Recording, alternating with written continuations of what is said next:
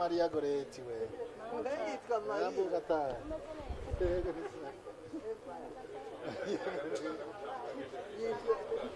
Karina ni mama wihi. Maria Goretti. Uyu. Ni nawe yitwa Gatari. Uwo nawe kacha yitwa Kati. Kati. Mwana waje nawe kwa Katia. Katia. Oya Katia we birumvika. Muga Kati niwe Katarina. Ni Katarina. Igikizungu muga. None Kati si Kati. Kati si diminutive ya Catherine. Amvyaye Kati na jenda fisa yagira kwe. Yagira kwe karamvyaye. Shaka tumite Kati. Yako ashitwa Katrina. Amahia.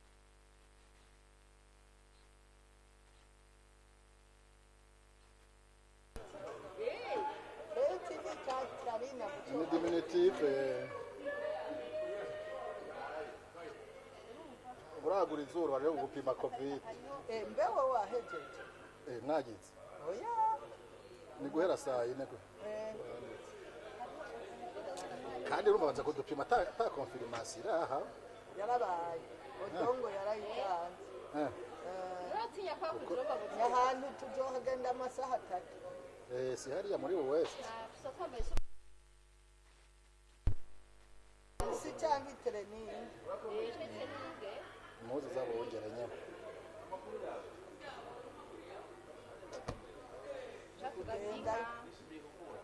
Yaratri waba arabagabiye inka mugabo barananiye nyene bazishikiye. Yaratri. Yarabagabiye ujya mutaha. Abaguhirinze. None mugezo gushikira go. None umukuru aragoye kwishuze reka. Tutigurisha gahanye. Oyaye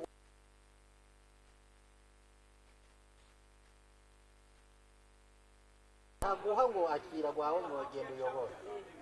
Abati byose ndabahaye inkabasha.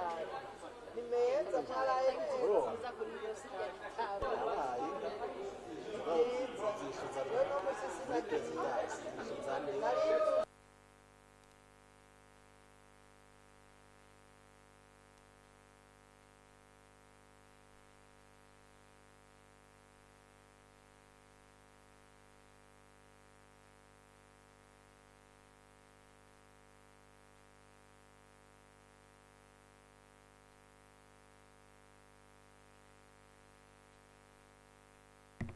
We start with prayer.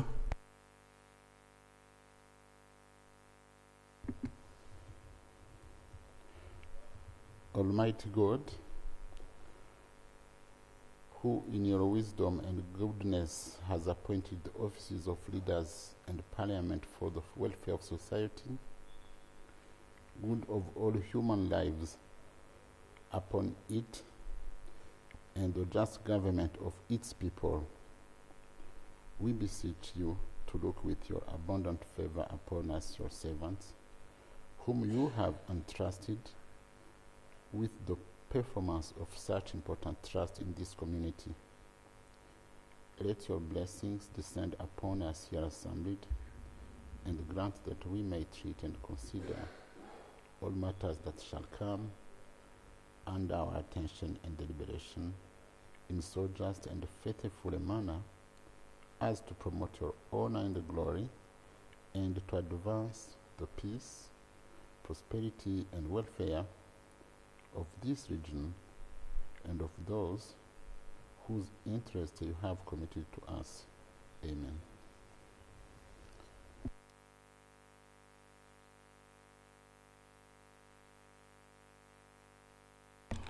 Item number 2 on the order paper, communication from the chair.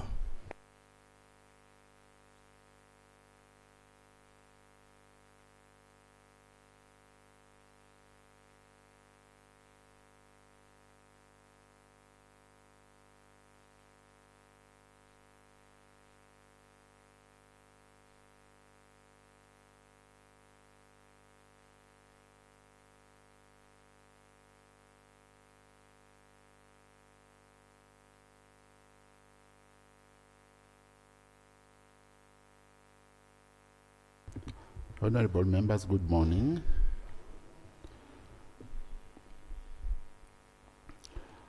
I do not have a communication today. It's only welcoming our members who were in Arusha yesterday. I see some. Dr. Ito, were you there?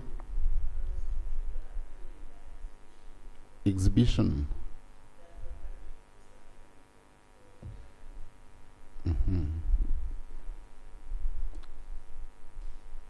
So they are not with us. The other thing is that we have sent the letter to the chair of the Council of Ministers, and we hope that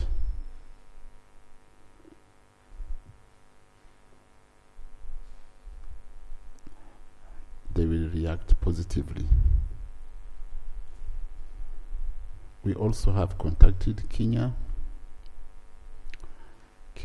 leaders, and you have informed them that we need the Minister of Kenya in charge of EAC because of that bill which is there. We hope that she responds positively. And as I told you yesterday, if we realize that there is no member of the council who will be around during this entire plenary, this whole plenary, considering the consequences, you know, our community, we do not have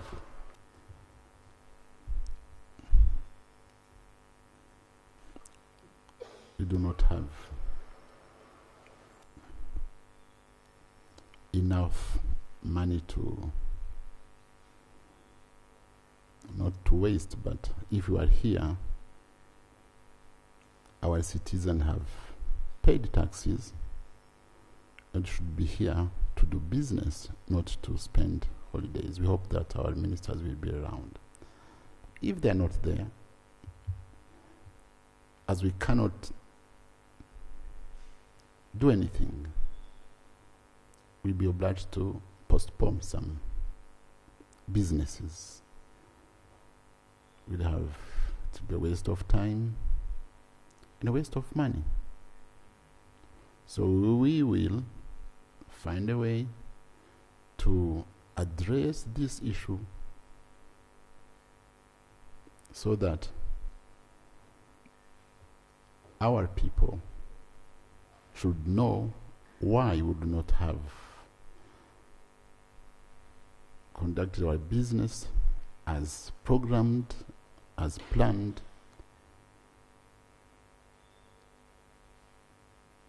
and we'll do it. Thank you. Next item. Item number 3 on the order paper, laying of papers.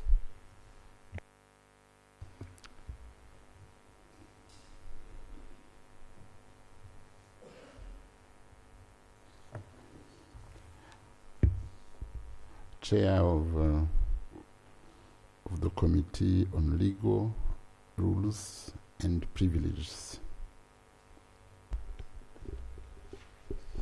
Mr. Speaker, I beg to lay the report of the Committee on Legal, Rules and Privileges on the investigation of the allegations leveled against the immediate former Secretary General as per the documents laid before the Assembly on the 6th and 12th March 2024. I beg to lay.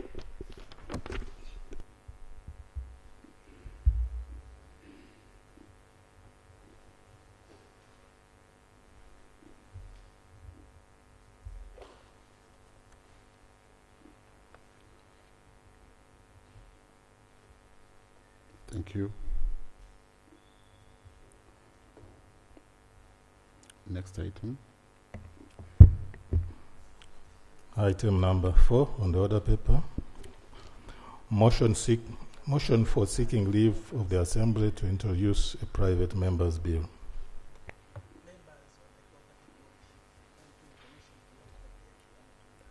Honorable Dr. Oda Jeremiah, move the motion.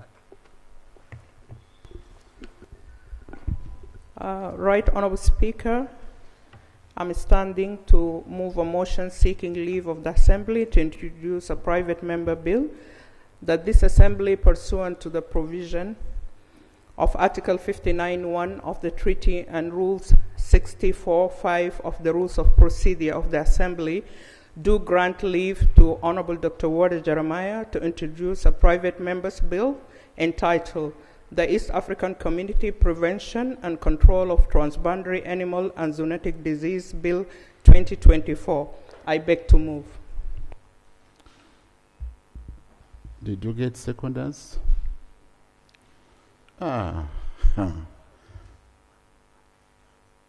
Almost the entire house, huh? Thank you. You can now justify your... Yes.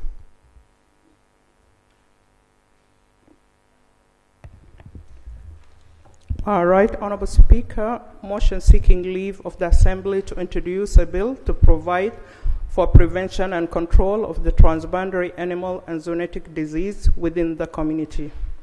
Moved under Article 49(1), 59(1) of the Treaty and Rules 26 of the Rules of Procedure of the Assembly. Whereas under Article 108 of the Treaty, the partner states agreed to harmonize policies, legislation, regulations for enforcement of pest and disease control, and to cooperate in surveillance, diagnosis, and control strategies of the transboundary pests and animal disease. And whereas the Council has adopted several policies and strategies to facilitate the cooperation of the partner states, including the ESC Livestock Policy 2014 and the ESC Regional Strategy of Prevention and Control of the Transboundary Animal and Zoonotic Diseases, grateful to the partner state for enhancing joint cross-border cooperation, which is essential in the prevention and control of transboundary animal and zoonotic diseases, and is strengthening the national initiatives for the management of transboundary animal disease along the interface of the animal and human ecosystem, recognizing that the management of the transboundary animal disease impact on the production, value addition, and trade in livestock and livestock products, public health, and tourism in the community. Concern that the outbreak of transboundary animal disease caused devastating economic losses to pastoralists and livestock farmers, and the need for the community to collectively prevent and control transboundary animal disease due to their negative impact on livestock, agriculture, trade, and food security.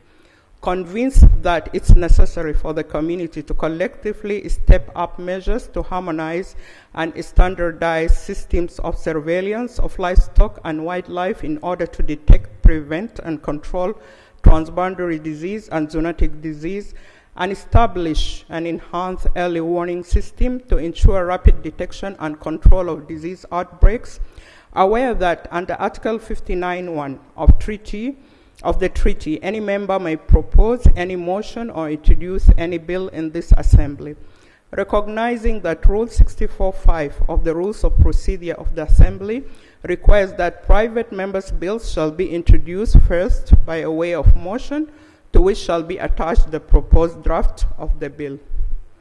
Now, therefore, be it resolved by the Assembly as follows: that in accordance with the Article 49(1) and 59(1) of the Treaty and Rule 64(5) of the Rules of Procedures of the Assembly, the Assembly grants leave to Honorable Dr. Oda Jeremiah to introduce a bill entitled the ESC Prevention and Control of Transboundary Animal and Zoonotic Disease Bill 2024, to provide for coordinated and enhanced detection, prevention, control of transboundary animal disease in the community.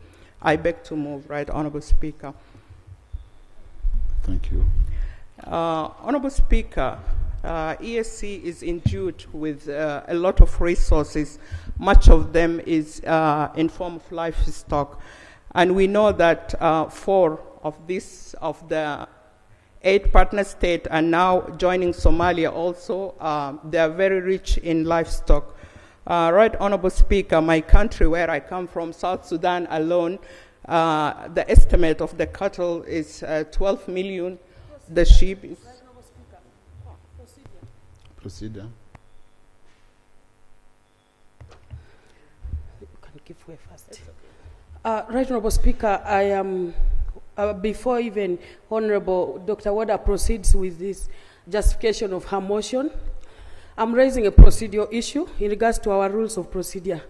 They said bill has to be attached so that as a member presents the motions and we give leave to the House, to the member to proceed with the bill must be attached as per the rules.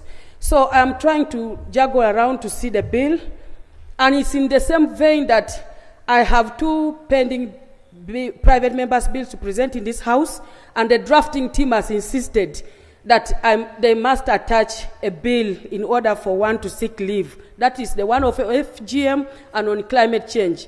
So also it's in the same way in our rules that when a member presents a private member's bill or a council of ministers brings a bill to the House, there must be a draft attached. So this is a wonderful motion that Honorable Dr. Ward has brought to the House that we need to really actually support. But before we do that, I think it would be paramount that the relevant bill is a guide is given to us so that we can follow. So, Right Honorable Speaker, are we procedurally moving well? Your guidance, sir.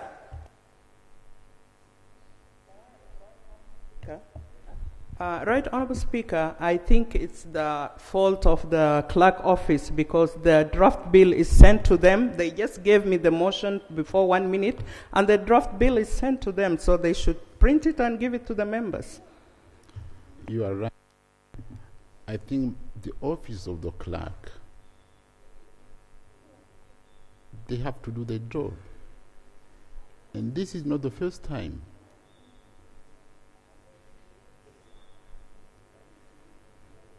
So with this, honorable members, can we proceed as you are getting...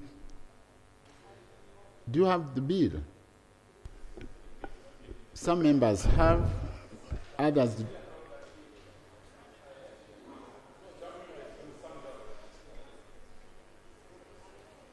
Honorable members, some have, others don't have. Mr. Speaker. Yes. We cannot proceed until the bill is availed to us. Otherwise, the leave that is sought will be valid. Thank you. You are right. As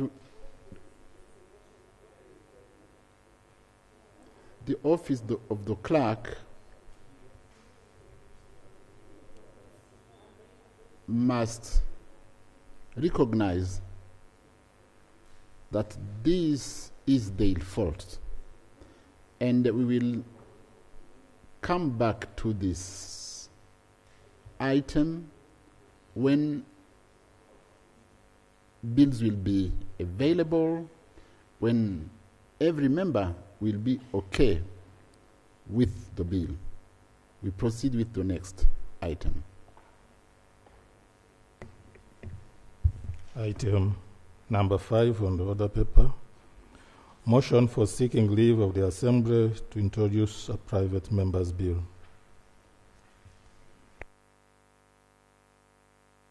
Call Honorable Francine Rutazana to move the motion. But if you do not have the copies of the bill, do you have it? Do you have it? As you have it, you can proceed.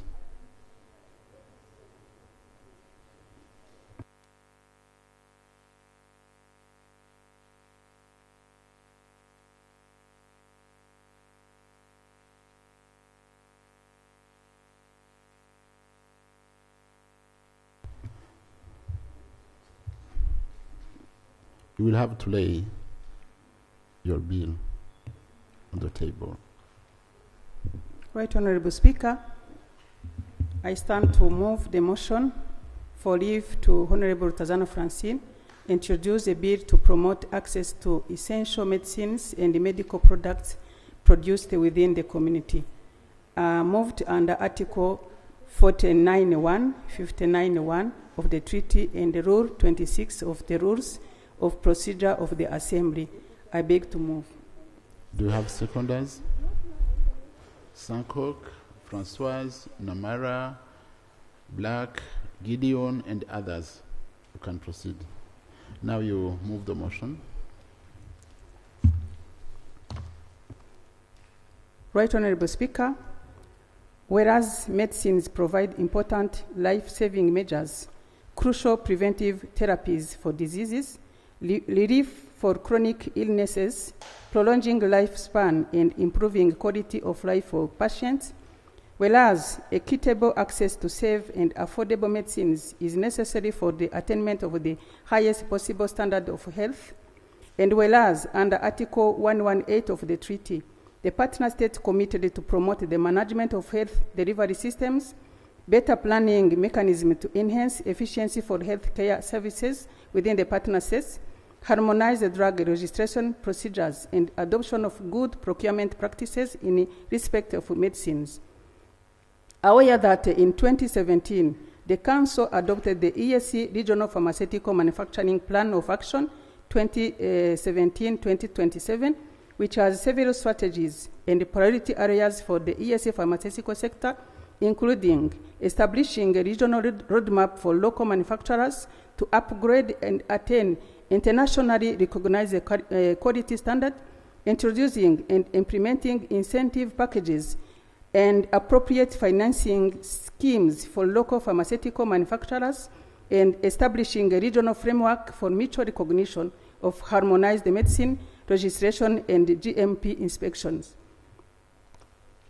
Further aware that all partner states heavily rely on pharmaceutical imports, especially for branded and innovator products, and the inability of local pharmaceutical industry to sufficiently meet local demands for low-cost generic production in pharmaceutical innovation has allowed the foreign companies to strongly dominate the pharmaceutical market with domestically produced medicines having less than 20% of value of the pharmaceutical market in the community. Concerned that the community has not established favorable policies for the local producers or adequately promoted them to be able to meet the pharmaceutical needs of the community and compete with imported drugs. Noting that there are still discrepancies in the registration procedures for essential medicines provided for by the national health policies and the regulations on the partner states, further concerned that reliable access to affordable and quality assured medicines in the East African remains a huge challenge, since most medicine in the community are still paid for directly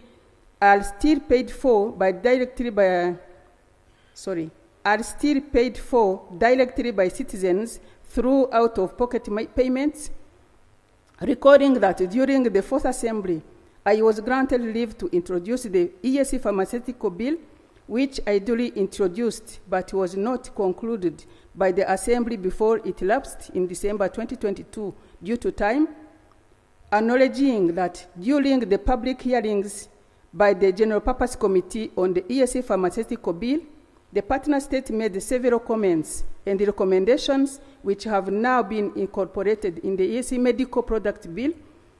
Convinced that it is necessary for the partner state to improve the management of medical products in the community to ensure access to affordable quality essential medicines, including those for the treatment of various priority communicable and non-communicable diseases.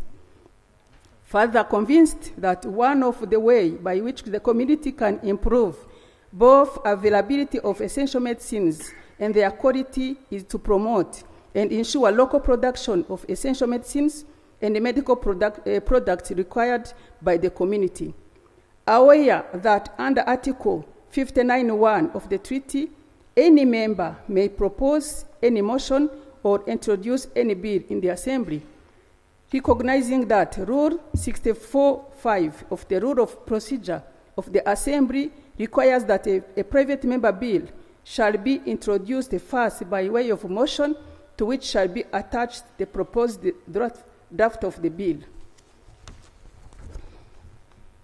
Now, therefore, be it resolved by the Assembly as follows, that in accordance with Article 49.1 and 59.1 of the Treaty and Rule 64.5 of the Rule of Procedure of the Assembly, the Assembly grants leave to Honorable Francina Rutazana to introduce a bill entitled the East African Community Medical Products Bill to promote access to essential medicines and to promote the procurement and use of medical products manufactured in the community. I beg to move, Right Honorable Speaker.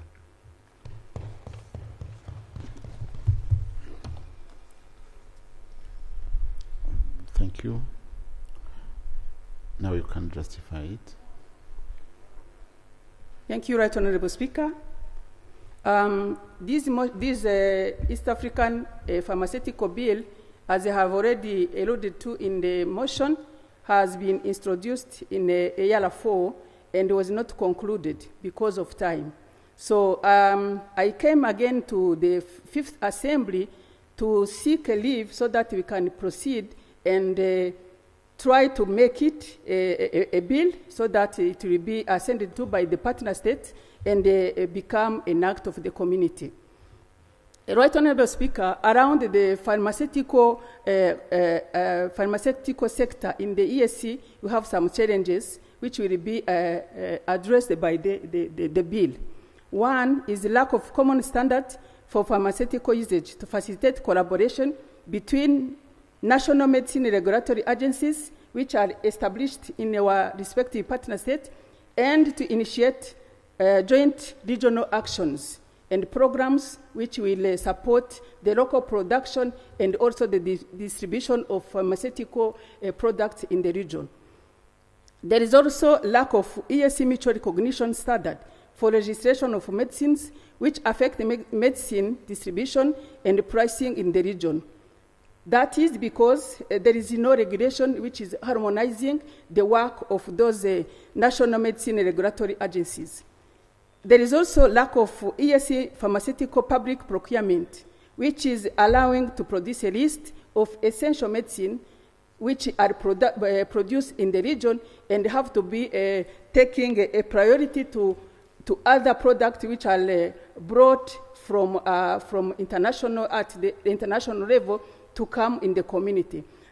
This bill is coming now to put in place and harmonize the procedure for the procurement to be done within the community and giving priority to products which are now produced in the region. There is insufficient infrastructure to facilitate intra-ESC trade, to ease market access and the distribution of pharmaceutical products, as it is also a challenge for other products regarding trade. There is a high dependency on outside medicine suppliers, with effect to cost of pharmaceutical products and hinders the development of local industry in the area of pharmaceutical in the ESC. There is also inconsistency in the pharmaceutical program toward the sustainability development goals, especially under SDGs 3 and SDGs 9, which with regard to good health to all. Right Honorable Speaker, there is a list of legal framework which are now supporting the initiation of this bill. One is the Article 118 of the treaty, providing cooperation in health and promoting the management of health delivery systems and harmonization of health policy and regulation to achieve quality health, cooperation of pharmaceutical products in the region.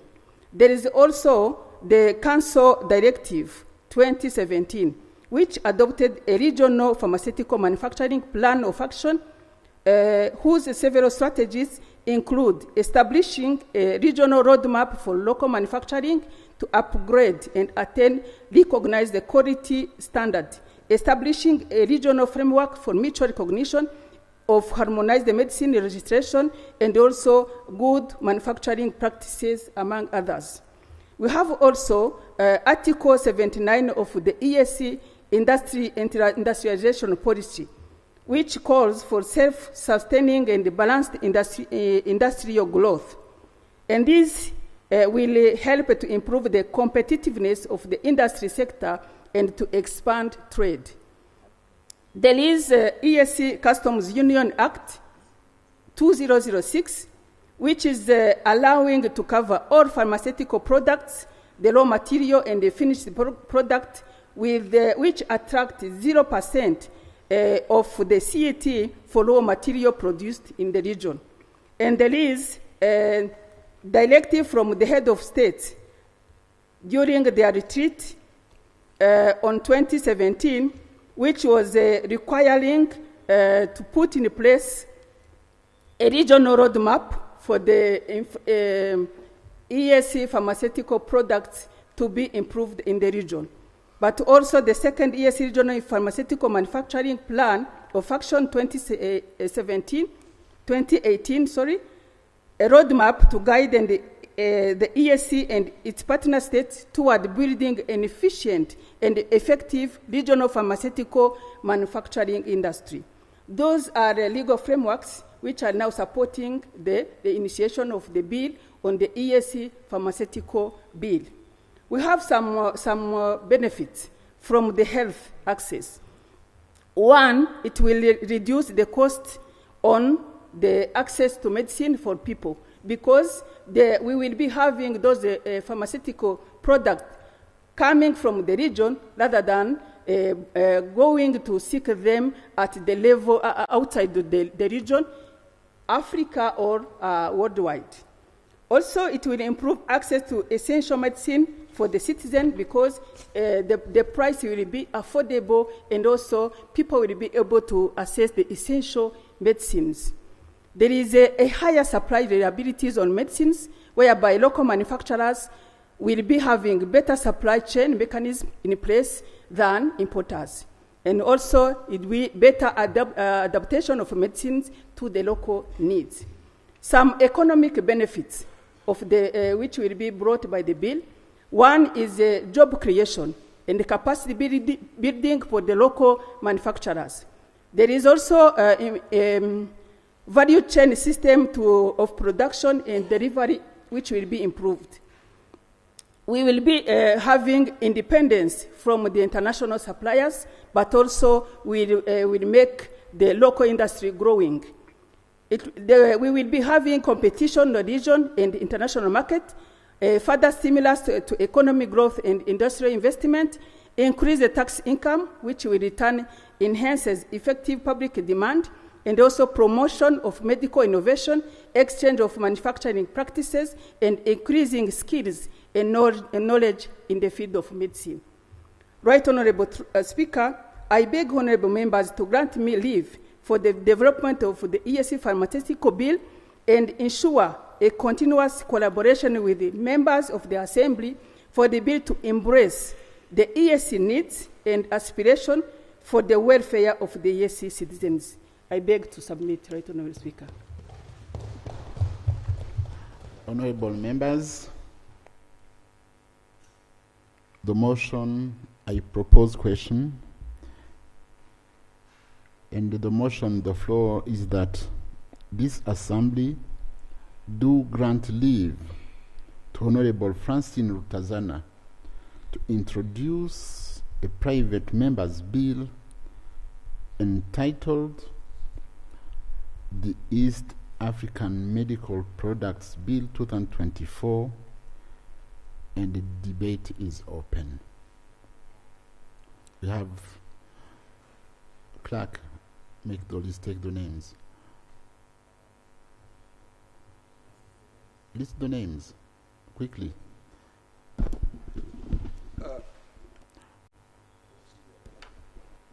Yes, Honorable Kakoza.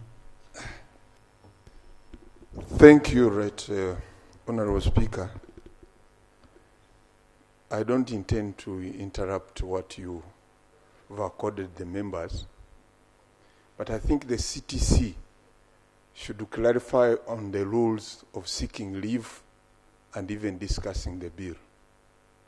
the practices I know, that once a member comes here on the floor and is given permission, he goes ahead to draft the bill, and it comes on the floor of the as a first stage. So what are we going to discuss? I think CTC should advise us seeking a leave and then discussing a bill. Because here I think there is a lacuna in our rules and the treaty. Because when I come to the house and I seek leave, I want to go and prepare with the council to give me permission granted by the house. But now it seems the bill has been laid on table and we are going to discuss it. Maybe I need that clarification from the CTI.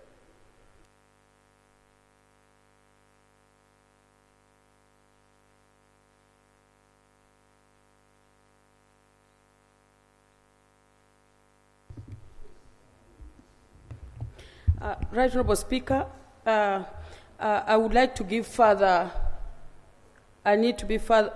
give further clarification in regards to introduction of the bills to the House.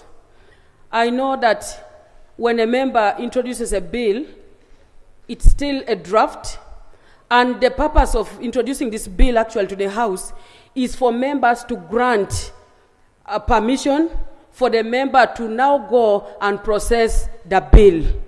And therefore, Honorable Francine has presented a request, a motion, granting her leave to introduce a private member's bill entitled Access to Essential Medicines and Medical Products Within the Community. And therefore, Right Honourable Speaker, I thought it would be in good faith for us, for the seconder of this motion, to speak to the motion requesting leave of the House, and then the leave is granted, or not granted, whatever, irrespective, but not for any member to debate this bill, because it will be preempting what the member is going to bring to this House.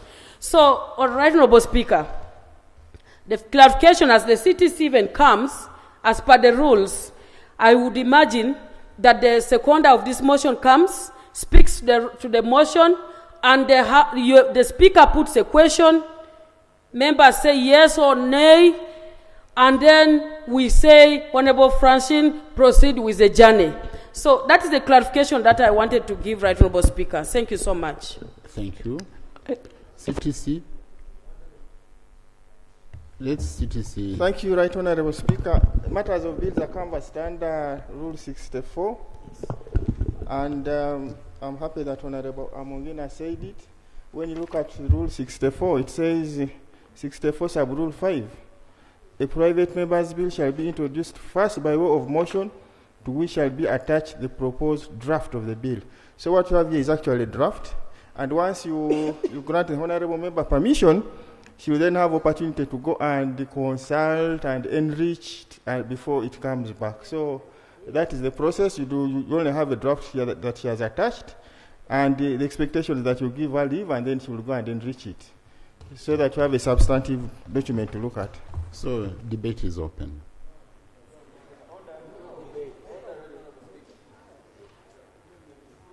Let me, CTC, can you clarify? Do we need to debate this or not?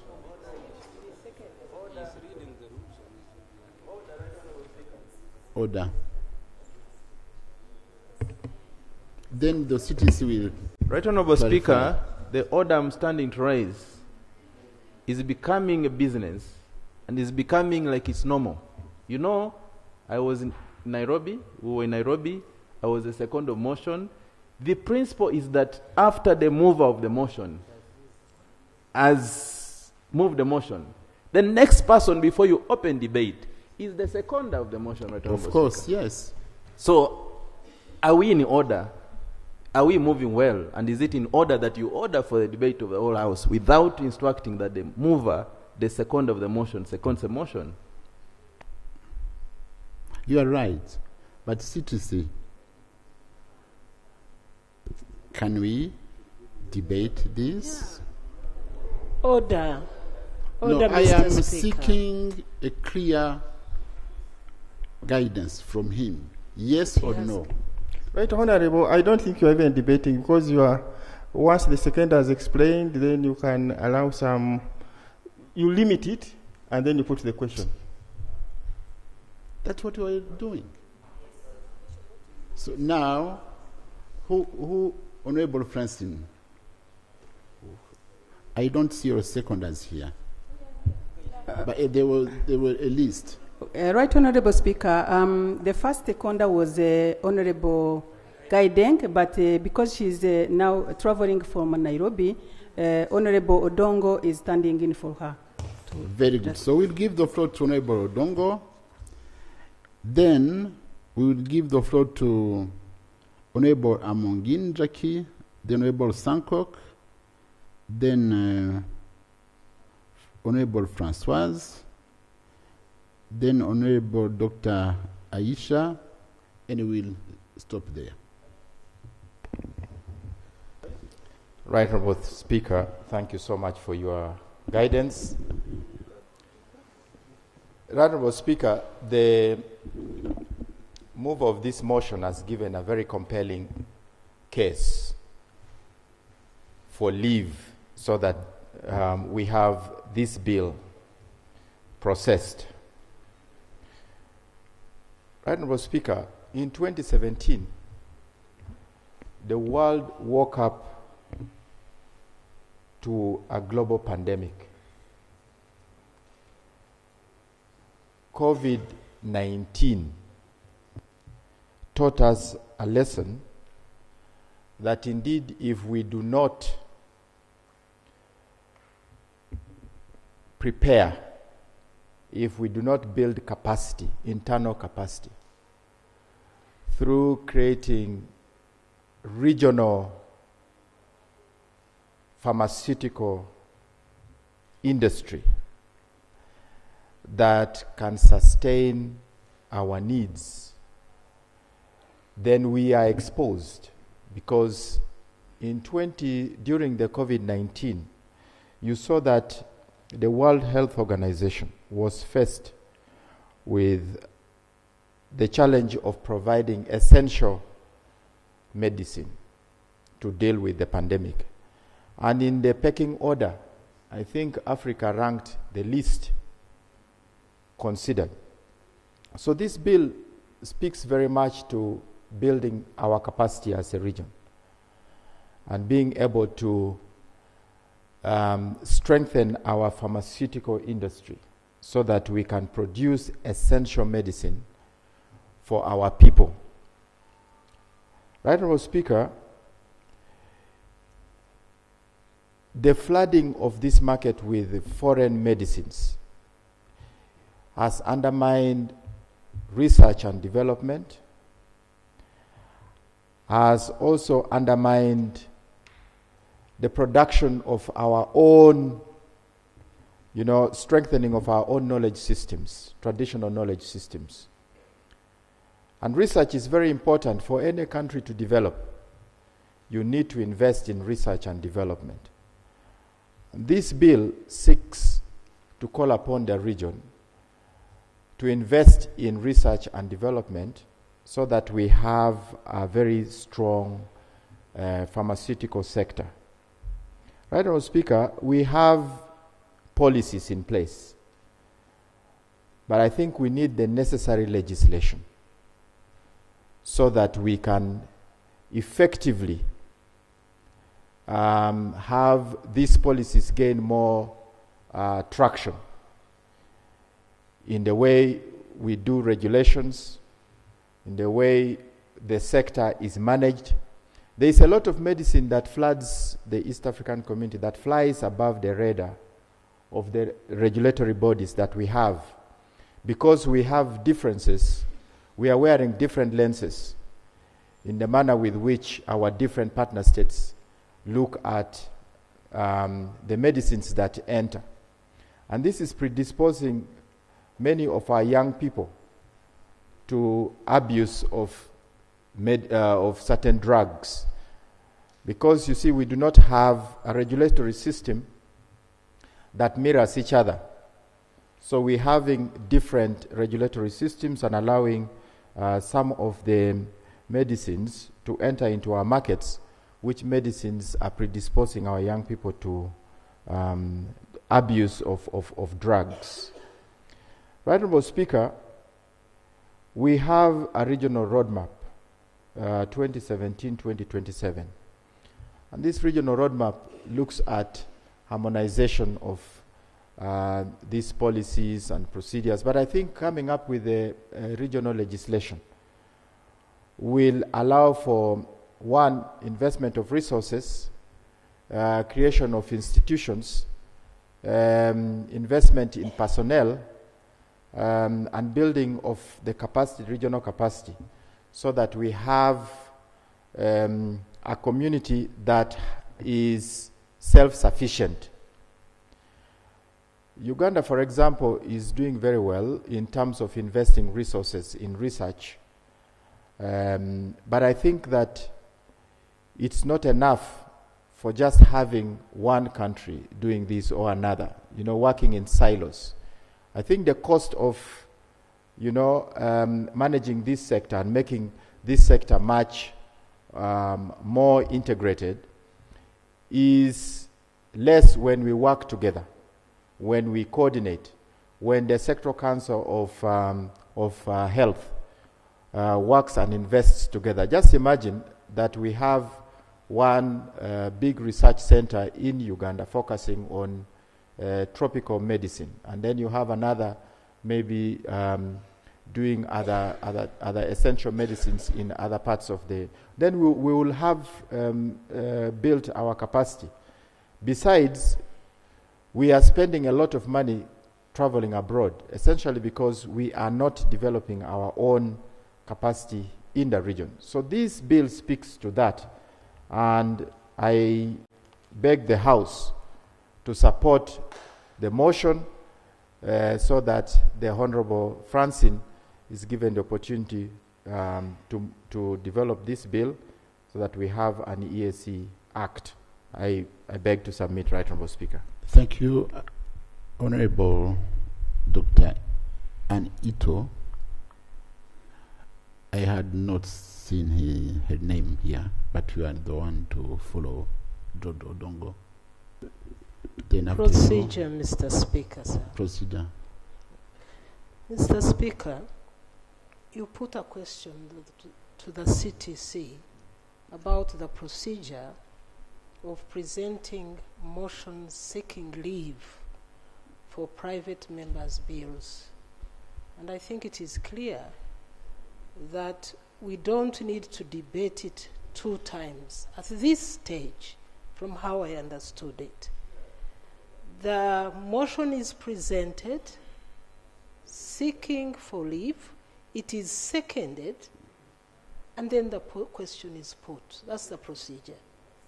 Otherwise, we are going to go on in a wrong practice. This is what the CTC said. But otherwise, let me finish. If we debate it now, then when the member comes back to present the bill, we're going to debate it again. So we're going to be doing the same work. Thank you. So in the interest of time, I would like to beg that we follow the rules. Point of clarification, Mr. Speaker. Yes, Chair. Mr. Speaker, our rules are very clear. The motion that has been brought by Honorable Francine, though it is for seeking leave, it has the same effect as the other motions they are. The rule that guides us on determining a motion is our Rule 31 of our rules. And the rule says, when a motion has been moved and is seconded, the Speaker shall propose the question thereon in the same terms as the motion, and debate may then take place upon the question. Sub 2, it says, at the conclusion of the debate, Speaker shall put the question. Here, Mr. Speaker, we are having a motion seeking leave. This House is is asked to determine whether to grant leave or not. How can the House determine that motion without debating? We are not debating about the bill. We are debating about the sought leave. It has been justified and seconded. We are supposed to debate on the motion for leave so that the House will then be asked whether to consider that motion and determine or not. Debate must be opened. No. Procedure, Right Honorable Speaker. Honorable members, we are losing time for nothing. No, procedure, Right Honorable Speaker. I think some of us who have been in the House for quite a long time, there are practices and norms in the House that they don't need to be compromised. If a motion is specific, especially on the private member's bill, that's what Rule 64 says. There must be process. A motion, a general motion, does not get mixed up with a specific rule. This is a private member's bill. And the rule says, anybody seeking leave must bring a draft. When you bring a draft, the only thing you can say, either Parliament to grant that permission or not. This is a specific rule that anybody introducing a private member's bill, you must follow the process. It's not like any other motions. So the best way, the best practice in the House, when somebody comes here to seek for a leave, your draft is drafted, is to give go ahead. Either go and reach your motion or go, not to be given permission. So the best practices, in Commonwealth practices, somebody seeking a leave, you cannot repeat it. And you are preempting what the move of the motion is going to do. And you repeat yourself when the bill comes for the second reading. That's what Honorable Mary was saying, and that's the practice. So the moment you compromise it, the Hansard will be very funny. The ones who read the Hansard will be very funny. That somebody seeking a leave,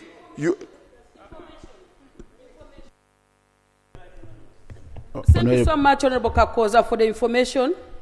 Right, Honorable Speaker, to me, as per the rules, we are proceeding well.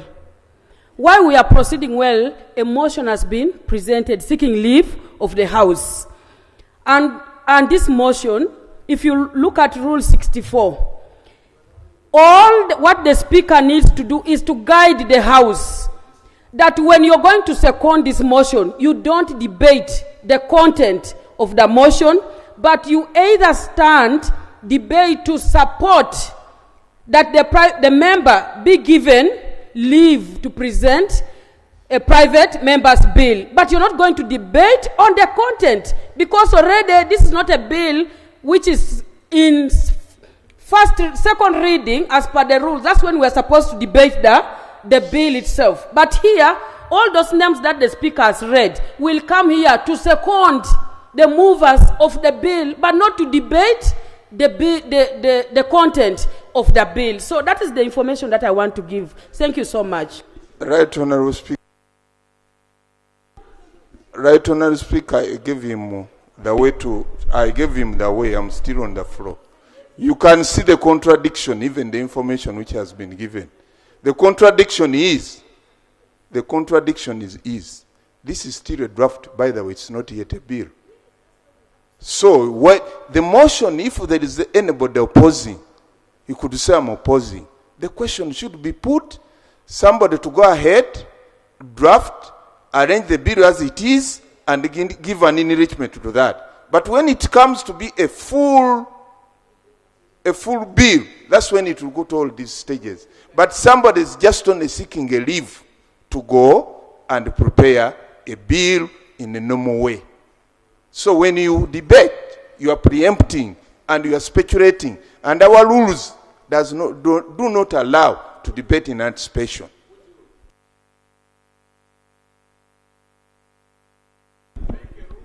Honorable members, I have asked the CTC who's with us to guide us, and he was recorded. He said we should give the floor for debate to some.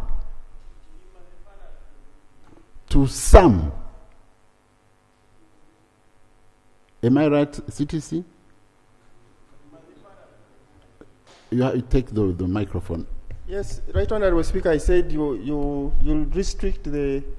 I wouldn't even call it a debate because you are looking at a draft. You are interrogating the.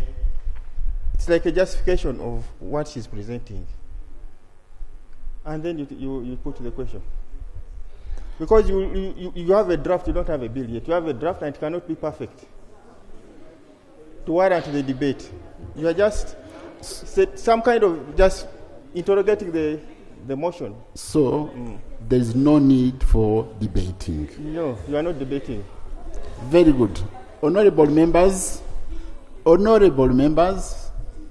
this is our community councillor. He has said no debate.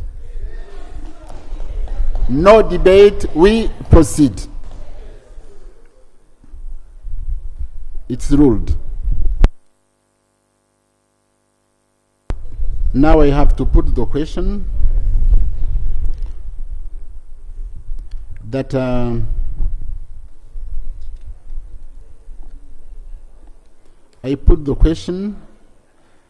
does this assembly grant leave to Honorable Tanzania to introduce a private member's bill entitled the East African Medical Products Bill 2024. Those in favor say aye. Those against say nay. The ayes have it.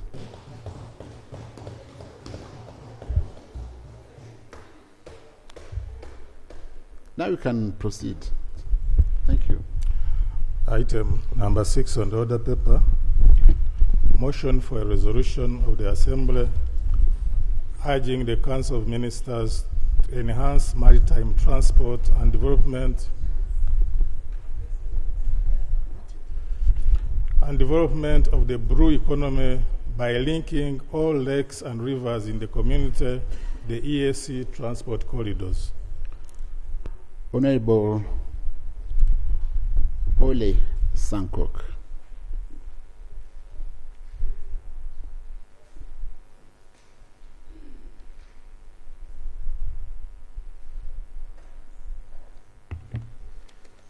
Thank you very much, Honorable Speaker. I beg to move a motion for resolution of the Assembly urging the Council of Ministers and partner states to enhance maritime transport and development of the blue economy by linking all lakes and rivers in the community to the EAC transport corridors. I beg to move. Do you have seconders? Kennedy, Dangiza, and others. You can move. Thank you very much, Honorable Speaker. Honorable Speaker, whereas pursuant to Article 111 of the treaty, partner states agreed to foster cooperation in the joint and efficient management and sustainability utilization of natural resources and to ensure sustainable utilization of natural resources like lakes, wetlands, and other aquatic and terrestrial ecosystem. And whereas under Article 93 and 94 of the treaty, partner states commit to promote the coordination and harmonization of their maritime transport policies and establish a common maritime transport policy and to harmonize their inland waterways transport policies and adopt, harmonize, and simplify rules, regulation, and administrative procedure governing waterways transport on their common navigable inland waterways. Aware that the community is richly and naturally endowed with water bodies, including lakes such as Lake Victoria and Lake Tanganyika, rivers such as the Nile River, and underground water, in addition to a vast coastline with unique potential and opportunities and resources for economic exploitation in fisheries, aquaculture, tourism, transport, port, coastal mining, and energy. Recognizing that these resources which are existing naturally in the community are potential drivers of national and regional economic development, as their efficient utilization can easily facilitate and promote sustainable development. Further aware that the community established the Lake Victoria Basin Commission as an institution of the community with mandate to coordinate maritime transport, safety and security, and prevention of marine pollution by vessels on Lake Victoria, noting that although several legal and policy instruments have been adopted by the community for the development of the blue economy, including the tripartite agreement on inland waterway transport, the Protocol on Sustainable Development of Lake Victoria Basin, the Lake Victoria Transport Act, and the East African Community Blue Economy Strategy, the community has not fully tapped into the potential of the blue economy as a driver for sustainable development, concerned that despite the development of several key legal and policy instruments, the programs adopted and implemented by the community have not leveraged the abundance of the natural endowments and resources of the community, or created the impact required to trigger sustainable development and economic growth of the partner states. Concerned that the marine transport in the community faces several challenges, including inadequate infrastructure such as port facility, navigation aids, which can hinder the efficiency of transport on lake and rivers within the region.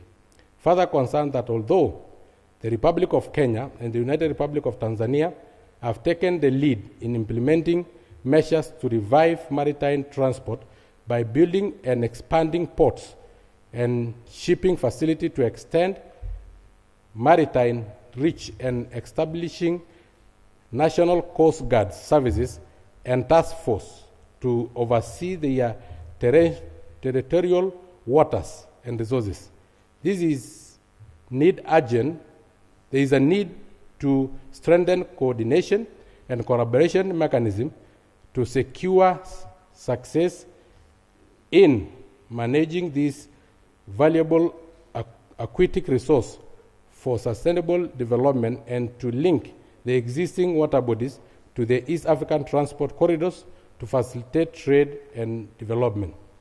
Convinced that Lake Victoria, Lake Tanganyika, River Nile, and other water bodies in the community provide a huge water mass for inland water transport that can be harnessed with appropriate ports and piers with docking facilities and experienced service providers to facilitate increased economic integration in the community.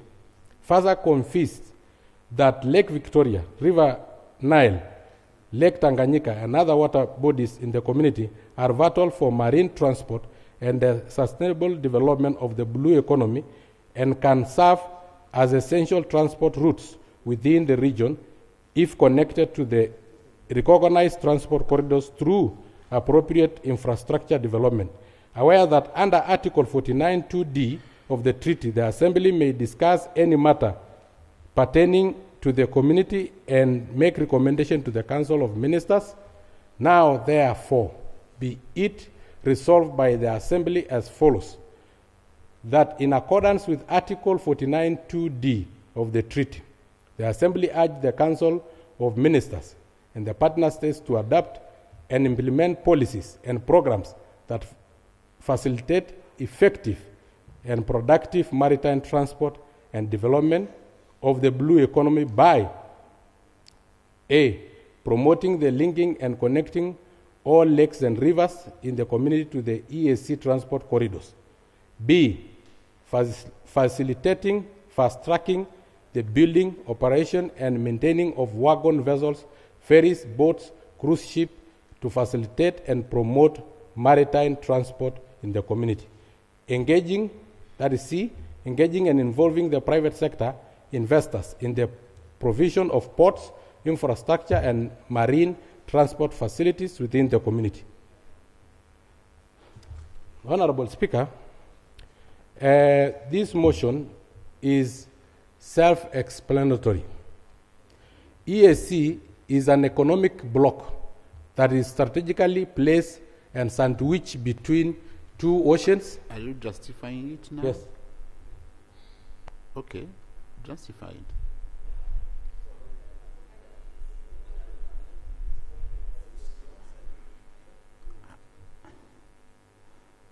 Had you moved? Had you moved?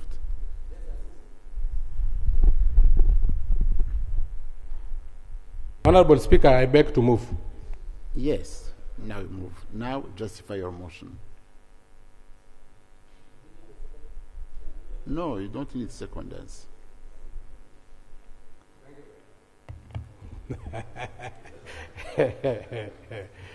Thank you, Honorable Speaker. You are always guiding us well. And thank you for your knowledge and wisdom. I have said that this motion is actually self-explanatory. EAC is an economic bloc that is strategically placed. It is sandwiched between two major oceans in the world, the Indian Ocean and Atlantic Ocean to the west, and also the Gulf of Aden, meaning we can strategically do business with the Far East using Indian Ocean, that is China, Russia, India, and all those countries. We can also do business using water transport to the Middle East and the European nation using the Gulf of Aden through Somalia. We can as well do business with the Far West, South America and North America using DRC, the connection to Atlantic Ocean. Honorable Speaker, again, we have 6,500 kilometers of coastline. Honorable Speaker, if you consider the Indian Ocean coastline, the Gulf of Aden, and the little around 40 kilometers in DRC, and also the coastlines of Zanzibar, we have a very long coastline that can enable us to do business. We have 8 member states. We have 350 million citizens, which is a market bigger than that one of America, Honorable Speaker. Honorable Speaker, we have the largest and the second largest water tower in Africa, the Congo Belt and the Mao Ranges, meaning we have abundance of waters. Honorable Speaker, again, we have underground water like the one discovered in Turkana that can sustain the whole of the country of Kenya for 50 years. Honorable Speaker, again, we have 38 very big freshwater lakes, and the longest lake and the deepest in the world, Lake Tanganyika, meaning it can carry very huge vessels. Honorable Speaker, we have very many rivers, including the Nile River, which is the longest in the world, as well as the Congo River, which have the 7th largest volumes of waters in the whole world. Honorable Speaker. Honorable Speaker, therefore, when you talk about blue economy, we are talking about blue economy if we start with the lens of transport. Honorable Speaker, water transport is the cheapest and the safest form of transport. You can imagine, if I can give an example of Lake Victoria. Here in Kampala, we are adjacent to Lake Victoria. Having a port in Lake Victoria in Kampala means that you can have transport. You can go to several cities, including Kisumu, Siaya, Homa Bay, Kampala, Jinja, Entebbe, Mwanza, Bukomba, Musoma, without construction of roads and maintaining of roads. Honorable Speaker. The same with Lake Tanganyika. A port in Lake Tanganyika means you can do business and travel to Burundi, DRC, and Zambia without the necessity of constructing roads and maintaining the roads. In Lake Nyasa, that is Lake Malawi, you can do business with United Republic of Tanzania, Malawi, and Mozambique without the necessity of constructing and maintaining roads. The same with Indian Ocean.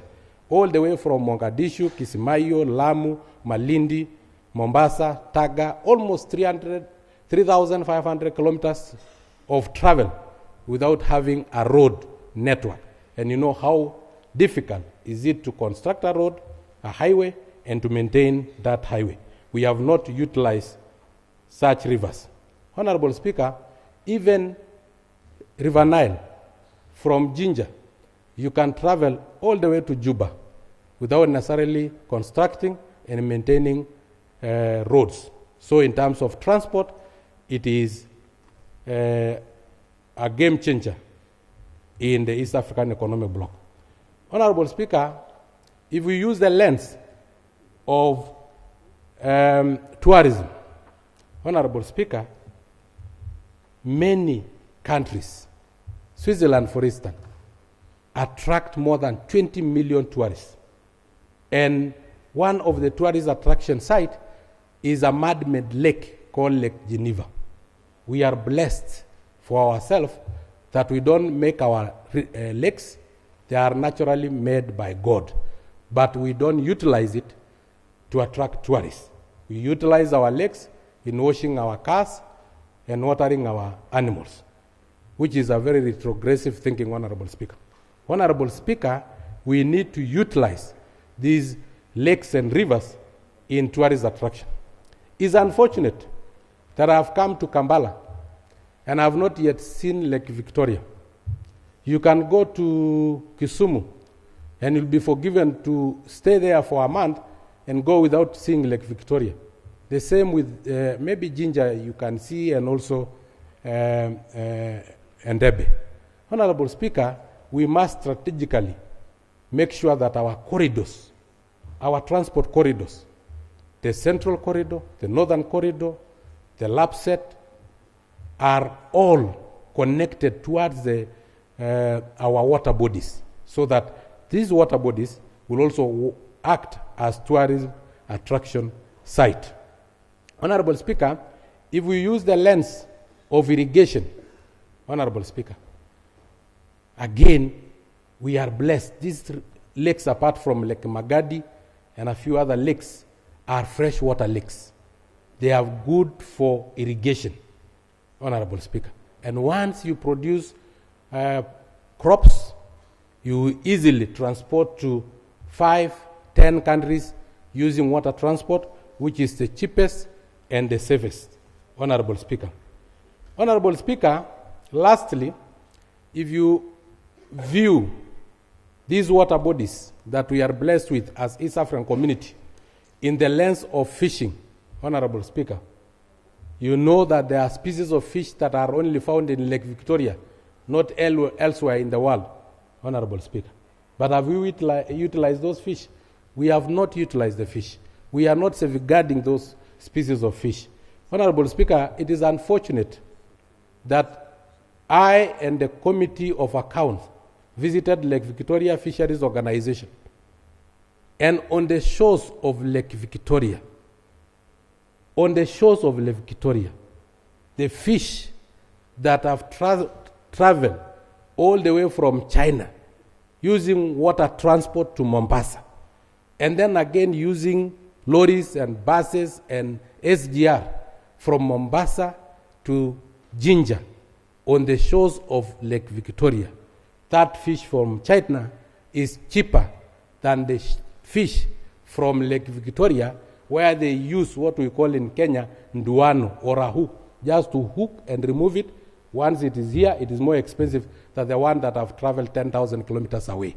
It's unfortunate, Honorable Speaker. we have to change our game on how we utilize this fishing resource that God has blessed East Africa with. Honorable Speaker, for me, I suggest, and I think it was not captured in the motion, but if we can have, because we have always have peace mission of our armies going to Somalia, going to DRC, we can also contribute 2% of our armed forces. They are specialized to make us jumpstart the blue economy in our region.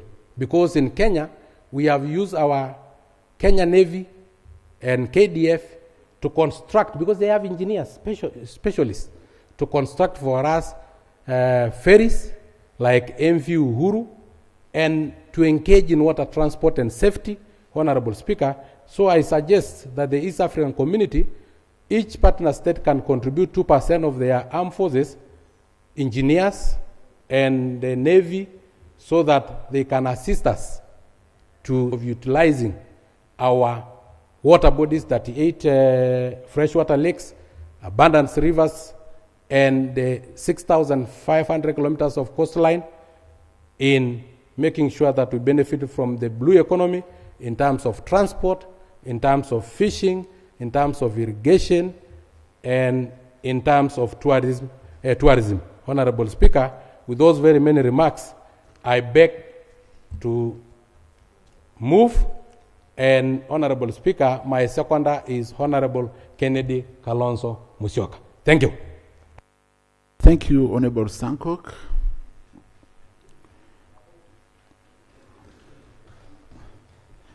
Honorable members,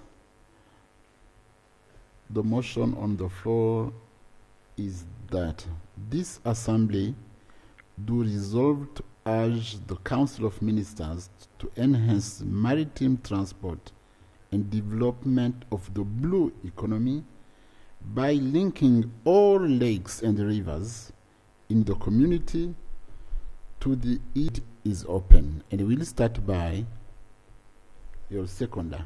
Is he around? Yes, we'll start by you.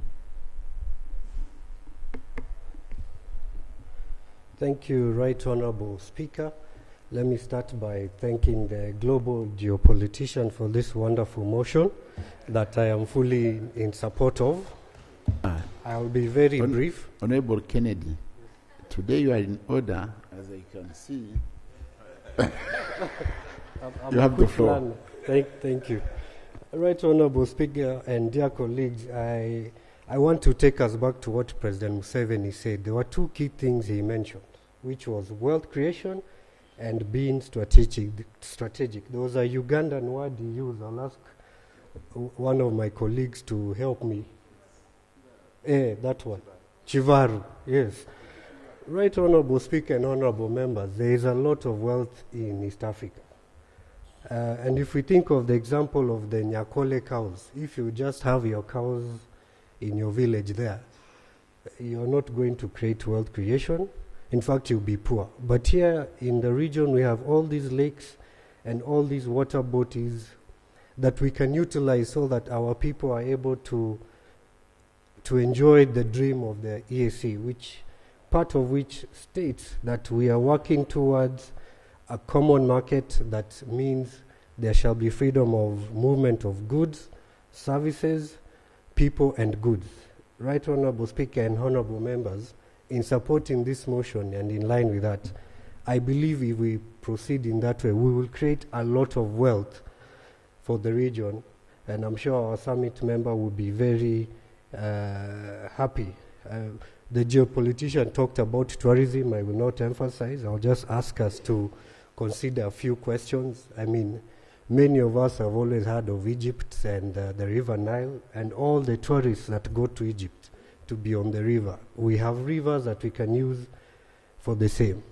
Again, I don't know why we're importing fish. That day I ordered a fish which I struggled to eat. So I know there is enough fish to feed the EAC region. But yet we are not utilizing our resources. Why can't we export, for example, mukeke? As I stand here, unless you go to Burundi, for example, you will never eat this fish. Yeah? It's unfortunate. It's very unfortunate. So we have all the tools to create wealth, to create food security, but we are simply just not utilizing them. So, Honorable Speaker and Honorable Members, I urge you to support this motion. It is a brilliant motion. It is unfortunate, again, our front bench are not here, but we shall revisit. With those many remarks, I second and I support.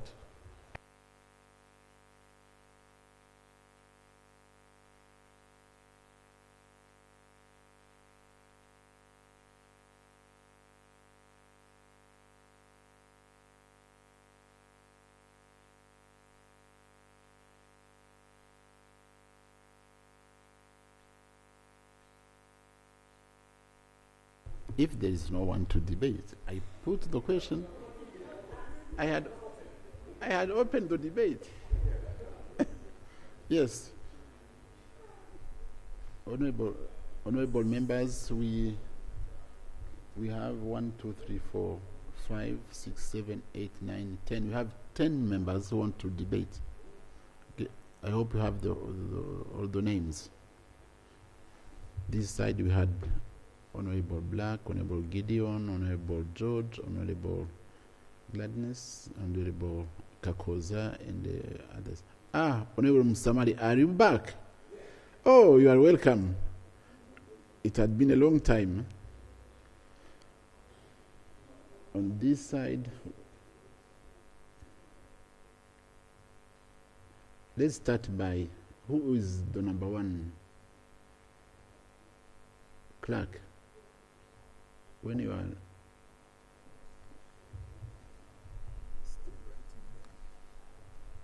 you'll continue. We start by Honorable Kennedy has already finished. Honorable Dongo, then Gideon, then Woda, then Musamali, then Kakoza, then Dr. Which doctor? Clark. The way you write. Aisha, then Saidi Kibea, then Honorable Siranda. Maybe you continue your list. Thank you. You have the floor. Thank you, Right Honorable Speaker. I'm going to be very brief.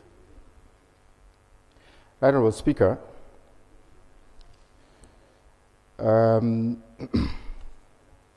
indeed, if there is any of the resources of the community that is very much underutilized, it is our water resources. The blue economy of EAC, if well harnessed, has the capacity of financing the whole EAC budget. And I'm talking about the budgets of all the East African Community Partner States. But being very well utilized, we are struggling. I sometimes ask the question, what is wrong with us Africans? We are so much blessed with resources, and yet we are poor. Is it that we have a poor man's mentality? We have a poverty mentality. Right, Honorable Speaker, whereas I support this motion, Right, Honorable Speaker, there is a blue economy strategy of the EAC of 2021 to 2025. I think there is need to interrogate that strategy, to look at the implementation of that strategy and see where we have gone in the implementation of that strategy. And once we do the interrogation of that strategy, we should then be able to come out with more sharper prayers. So my concern with the motion is that it has three very broad prayers. It talks about promoting the linking and connecting all lakes and rivers in the community to the EAC transport corridors, facilitating, fast-tracking the building, operating and maintaining of wagon vessels, engaging and involving the private sector investors in the provision of ports infrastructure, marine. I think my view is that we need to do the analysis of the strategy and do an evaluation of the implementation of the strategy. And the Assembly has to come out with very, very specific recommendations to Council. Because these are very, very broad recommendations. And I'm sure that within the strategy there have been some areas that have been implemented.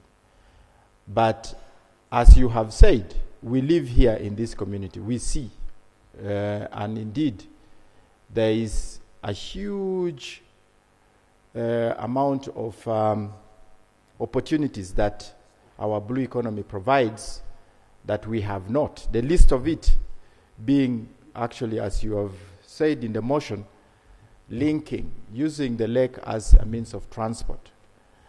Because, you know, once we invest in lake transport, we then reduce on the pressure on the roads. So if you if you just have a casual look at the road between Kampala and Jinja, you're going to see that there is a huge depression on the road because the bulk of the products that we are importing, say from Mombasa, coming through to Uganda and going to Rwanda, to DRC, to South Sudan, you know, is causing a lot of pressure on the road infrastructure. And yet, if we had water transport, then you would have, you know, through Kisumu, come over to Port Bell, or we can also, and if you have the Lake Tanganyika water also well developed, then you to DRC, to Burundi, you know. I think it's a very important area that we should be looking into. So in debating this motion, my proposal is that this Assembly interests itself in the EAC maritime economy strategy. We try and interrogate it, do an evaluation, and come out with very, very specific recommendations that are actionable, that actually Council can take over and implement, so that we have a strategy that actually works. I thank you so much. Thank you, Honorable George. And I support the motion. We have in the gallery, we have visitors in the gallery. We have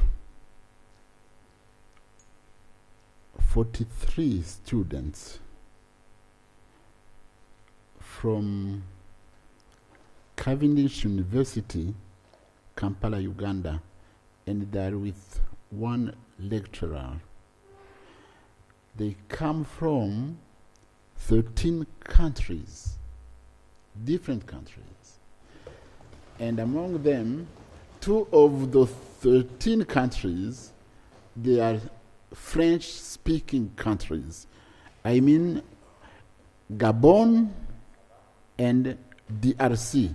The countries are Uganda, Kenya, Tanzania, Rwanda, South Sudan, Somalia, South Africa, Gabon, Sudan, Nigeria, Democratic Republic of the Congo, and Sierra Leone. They are studying good governance and politics, and they have come to observe the proceedings.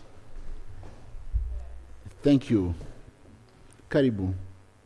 Good governance. Good governance, not bad governance. Thank you. Let's proceed. Thank you, Right Honorable Speaker. From the onset, let me say that I'm a student this time, but I also did my master's in governance, so I am grateful to have these important East Africans. Right, Honorable Speaker, let me start by congratulating Honorable David Ole Sankok, my very timely motion. I want to underscore that we as East African community have underestimated our potential in terms of blue economy. Linking the maritime to other sectors of our economy is an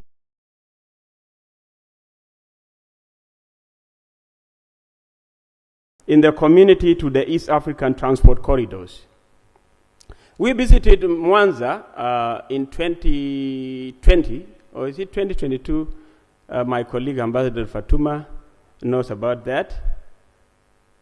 We realized that Somali would access goods from Dar es Salaam easily.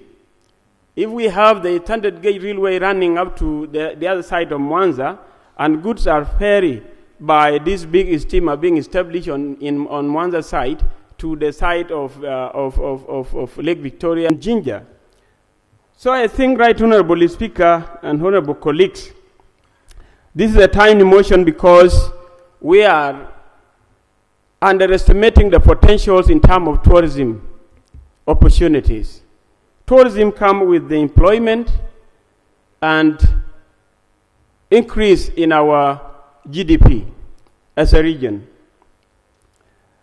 Second, Right Honorable Speaker, developing our maritime economy and linking it to all the corridors is an important thing because we shall be facilitating our research.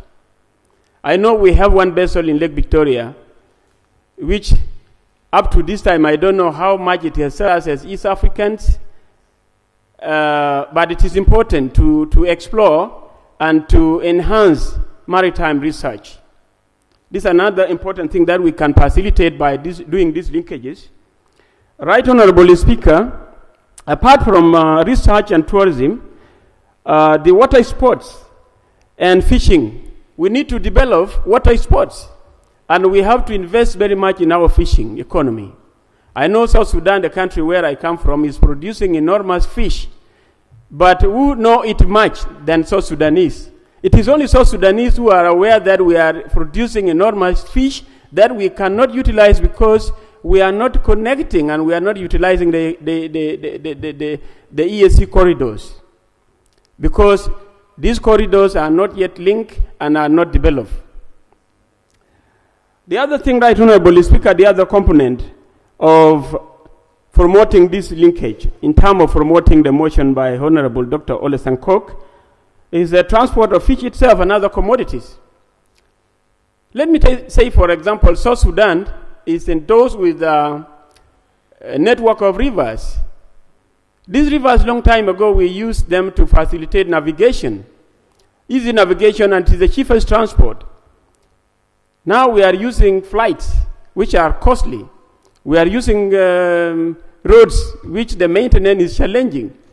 So if we develop and embrace the river transport or other means of transport using our waters, we shall be moving into a very good direction in terms of developing our economy.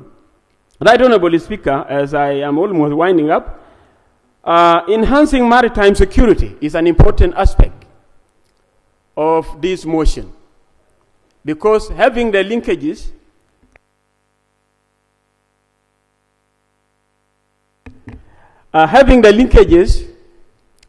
is going to promote enhancement of our maritime security, which is important. Right Honorable Speaker, as I conclude, we need, together with our colleague Honorable David Ole Sankok, to scrutinize the East African maritime economy strategy so that we see into it that can we be able to develop a build, or can it be implemented the way it is, reinforced by this motion. Right Honorable Speaker, I support the motion, and I submit. Thank you. Thank you. The next, Dr. Oda. Thank you very much, Right Honourable Speaker. And on the onset, I want to thank Honourable Sankok for the timely motion. Right Honourable Speaker, I'll be really very brief because, as mentioned in his motion, if this motion is passed by the Assembly, we will have even reduction in the cost of transport. You know, we have been, as a Count Committee, we have been in CASOA, which is the Civil Aviation Safety Authority, and one of the major problems for the East African is the high prices of the ticket, Right Honourable Speaker. So if there is some competition from maritime, I think will reduce the cost of the tickets. The other concern which I want to draw the attention of the Honourable Sankok to is that the maritime or the blue economy is mostly for oceans, but we know also that there is another definition for the blue economy which include the fisheries and the products from the water bodies. So I think we have the DRC and Somalia, which really will, because they joined the community, will enhance this resource for us. The other thing, as mentioned by Honorable Gideon, we in South Sudan, we are really endued of richness of the River Nile and many lakes. And in South Sudan, you know, it's the only country whereby fish die of old age. So imagine a potential of 3,000 tons annually. If it is being used by the community, I think that will really enhance the economy of South Sudan and also the economy of the region. Honorable Sankok, I will add one concern, which is the enhancement of the safety of these maritime bodies, because as we have been in the Lake Victoria Fisheries Commission, you know, annually there is a loss of life, 5,000 East African. I think it's approximate that number lose their life when they use the water bodies because we are really not paying attention to the safety. So that one should be added to the prayers. And also, you know, in the reports, we have been reading that there are some missing people. You cannot be missed in the water. I think these missing people also, they will be added to the death. So the death toll annually is more than 5,000 East Africans. So that one should be added to the prayer. Otherwise, I'm supporting your motion, and thank you very much. Thank you, Honorable Woda. Now, Msamali. Try to be brief.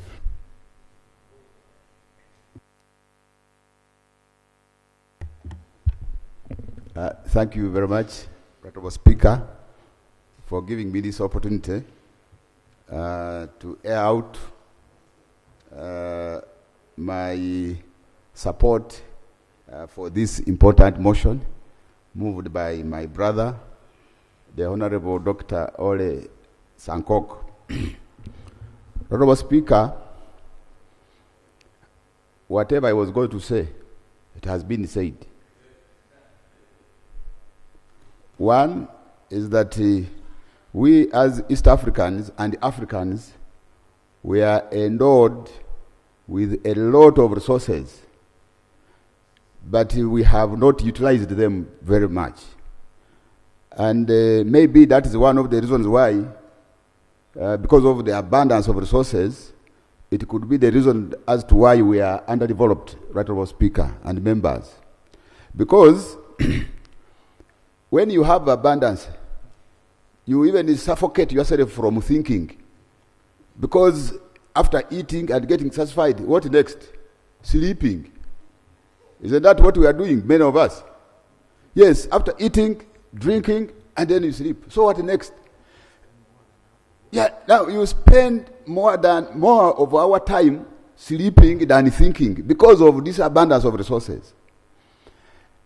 Honourable Speaker, the development of the blue economy and our water bodies, we are already late. We would have done it yesterday. But it is not late. The best we can do now is to put our energies together such that we are able to develop these water bodies in terms of transport, in terms of security, in terms of sports, name it. You can't imagine that fish is dying of old age.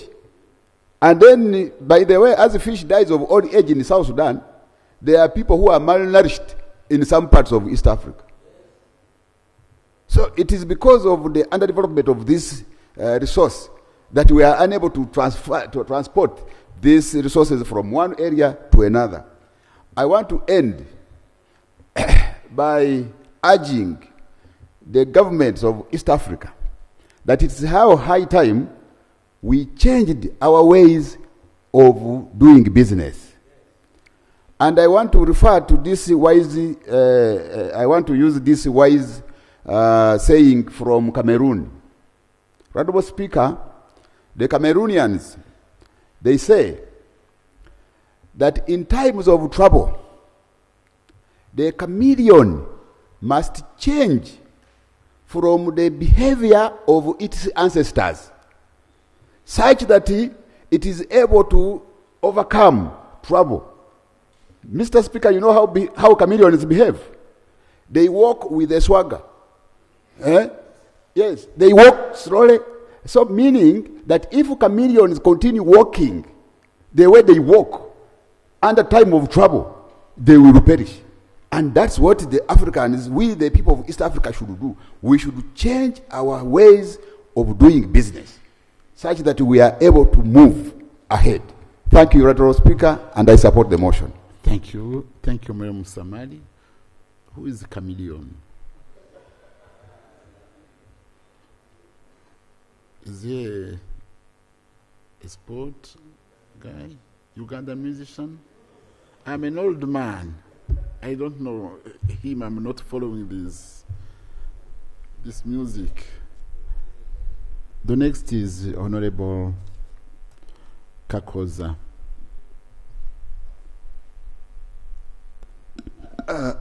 Thank you, Right Honorable Speaker. I would like to support the motion, and my contribution will be on the engaging and involving the private sector services investor in the provisions of ports, infrastructure, and maritime transport facilities within the community. Right Honorable Speaker, when you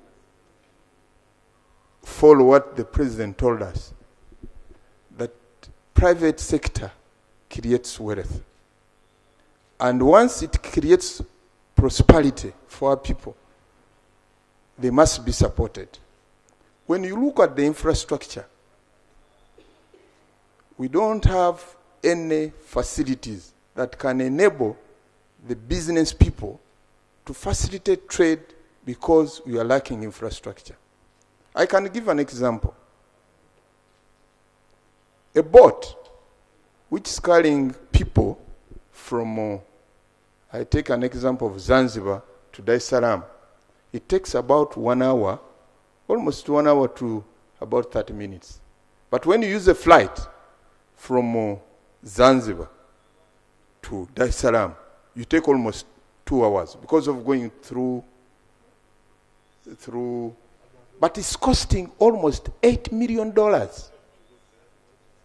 $8 million. In addition to that $8 million, you add the tax. So the best way to go about this and facilitate trade within the common market using water, the council should come out vividly to say we are exempting anybody involved in manufacturing process of these boats. And it can be possible. I think it's very unfortunate the Council of Ministers is not here. Because these are the initiatives. If we want to attract investors with money, those are the initiatives. Importing a boat to the lakes as a private sector, people have money. But the taxes on it prohibits to provide cheap transport. And as you know, that any businessman who's in trade, or any woman, as my sister has said, I need to transport my goods, I need to do business at a cheaper cost. There is nothing cheap, reducing a cost on transport, like water. Because moving from Rwanda to Uganda, using cheap transport, is the easiest way every businessman. the Council of Ministers really to pay much attention with the resource we have, and we exploit it better and utilize it more. Tanzania has succeeded somehow, somewhere, because when you see at the railway infrastructure they are putting up, the new one now, which they are put from Dodoma to Dar es Salaam, it's one of the cheapest. Even if I have goods from Dodoma to come to Tanzania, Dar es Salaam, I use the cheapest means. So the best way is the Council of Ministers now, when you want to achieve the pillar of the treaty in the common market, is to facilitate trade in the cheapest way possible that you can compete in the global trend of economies. The 2021 strategy, I think 25 strategy of economies, blue economy, we need to think about those investors who could come. Either government cannot manage, we use public-private.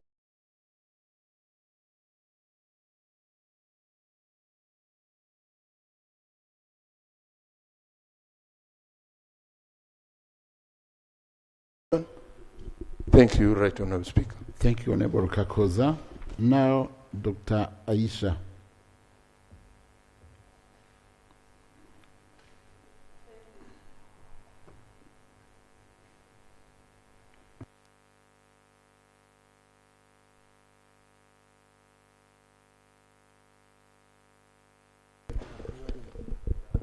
Thank you, Honorable Chair, for giving me this opportunity to discuss on the motion presented by Honorable Sankok.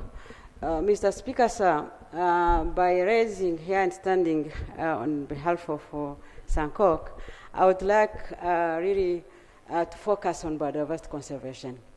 As we are talking today with our rivers, we have a high pollution of our rivers and lakes, and consequently, we have to think about climate change on those rivers and lakes. So those lakes, they have been polluted by us. With discharging, all those discharging are put in our lakes. All those activities we are doing today are polluting our lakes. And I think with the consequence, that consequence, we have disease. We have to think about, we have seen here in East Africa, cholera, we have seen dysentery and whatever.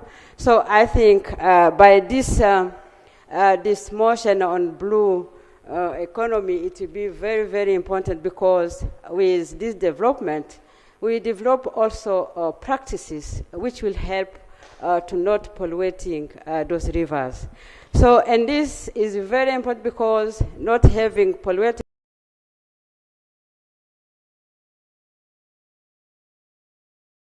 also think the good trade inside our lakes, and there we have East Africa, and we think having a healthy biodiversity where lakes will have a high biodiversity which is inside, and it is a heritage indeed of our community, where we can develop this tourism and having a high income which comes from tourism. I think it is very, very important to think this blue economy to increase our economy, but also to let our biodiversity being there, as it is very, very important for our health. However, Mr. Speaker, when we are talking about this maritime transport, as Honorable Gideon have emphasized, we have also to think about the security. Where here we are seeing in some articles where we have a high number of population which is dying because of maritime transport. Those cases have happened in DRC. We have seen how without having a good maritime transport which has been is well organized, we have a high population which is dying. And I think with bringing security with this maritime blue economy, it will also not only increase the economy of our local population, but also the security. So I support the motion for Sankok, and I submit. Thank you, Dr. Aisha. Before we proceed, Honorable Dr. Woda, have we got your documents, your bills? Do you have it? You have received it? So after this motion, we'll proceed with your private member bill. Thank you. Now the next is Dr. Saidi Kibeya. Thank you, Right Honorable Speaker. I stand to support the motion from Honorable Ole Sankok for this so important matter as transport efficiency and the cost reduction by using water body means of transport.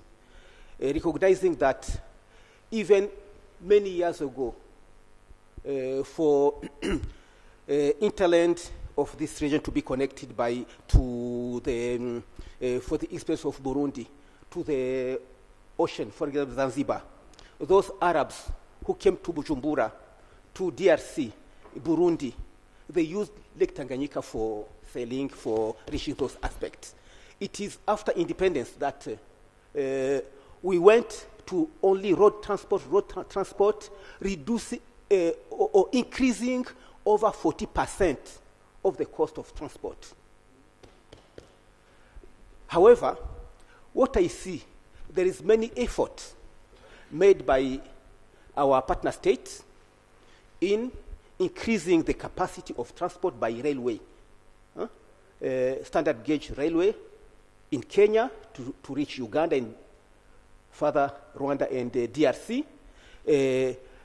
Electric standard gauge transport by railway in Tanzania to reach Uganda, to reach Rwanda, to reach Burundi, and then DRC. But what I see, this document is silent about that. We may need to recognize this fact by putting another paragraph in the preamble. That is my proposal, to adopt it with an amendment so we can recognize this effort so that our partner state will use of railway and water bodies to increase the capacity of transport linking our regions. That's my proposal. Right Honorable Speaker, I thank you and I support the motion. Thank you for being brief. Now, Honorable Siranda. Motion. Right Honorable Speaker, as you may be aware, East Africa is going to be hosting the African Cup of Nations in 2027, the Pamoja bid. But before that, Right Honorable Speaker, Uganda, Kenya, and Tanzania have been given an opportunity to host the CHAN. CHAN is the championship cup that is played by players that don't play in the international, but the ones that are playing in the international, but the ones that are playing in the domestic league. Right Honorable Speaker, this motion is timely because the East Africans are going to be in position to showcase the potential that we have. But if we don't develop initiatives like this, the cost of transport, if we don't develop initiatives like this, the cost of transport people have talked about on the water. But if you go by road through Masaka and then Bukakata, you'll use about 3 or 4 hours. Right Honorable Speaker, the development of the maritime means of transport is going to ease the transport and also on the issues of climate change. Because once you're constructing and maybe focus on the road transportation, you know there are a lot of issues in terms of dealing with the climate, and therefore if we develop the maritime economy and the transport within there, we're going to mitigate the impact on the climate change. And it is important, Right Honorable Speaker, that we develop this aspect for us to have an inclusive access of our people that are within the waters, the islands, and then the coastal states or coastal region, Right Honorable Speaker. The maritime of blue economy is not just about fish now.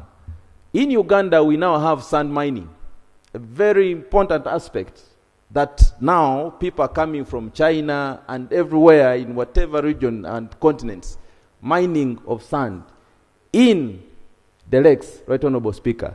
Once we have the regulations and with a motion with the proper regulations and have a uniformity in terms of how do we manage, but also protection of our wealth, so that our generation and our future children, the children that will come in the future, will have a way and find us with when we have put initiatives to protect the resources and our wealth that are within this maritime aspect, Right Honorable Speaker. Right Honorable Speaker, the question of our people dying is because our governments of East Africa on the waters,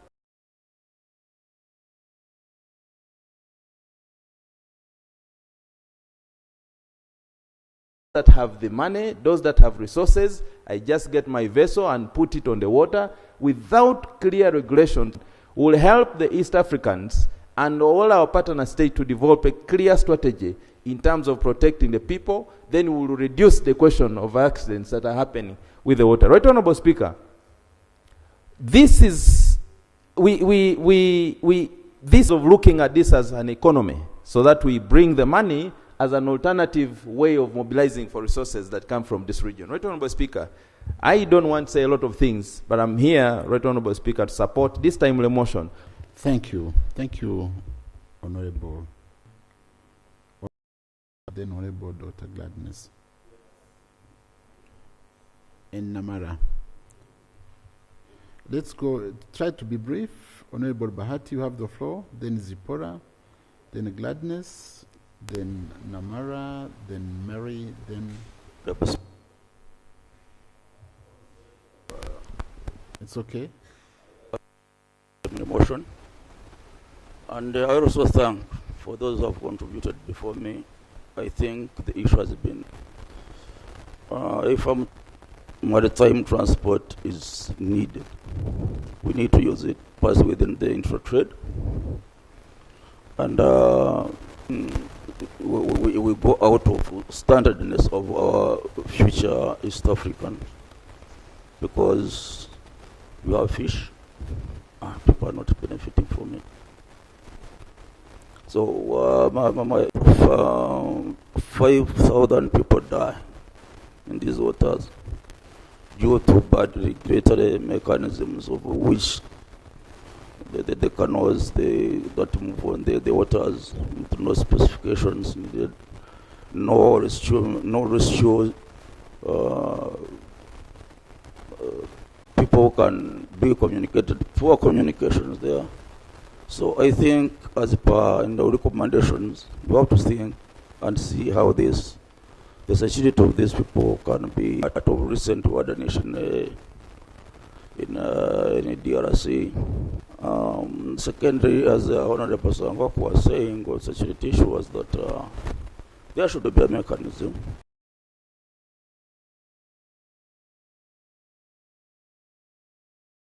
our NAVs, such that we're having the East African Standby Brigade, or anybody can help each other anyhow. We wouldn't have had this crisis in Lake Kivu. Another point is about the environment. The environment is that Lake Victoria, when we were then LVBC, we were told that within 50 years to come, this time and now it is around 42 years remaining, if the issue of pollution, that is environment protection, Lake Victoria will not be anymore. So when we talk of maritime transport, think of within, if environment is not well catered for, within 42 years to come, we shall just putting there, I think we shall be putting the tarmac roads instead. We forget about the waters. So with a few remarks, I support the motion. Thank you, Honorable Bahati. Now I give the floor to Honorable Zipporah.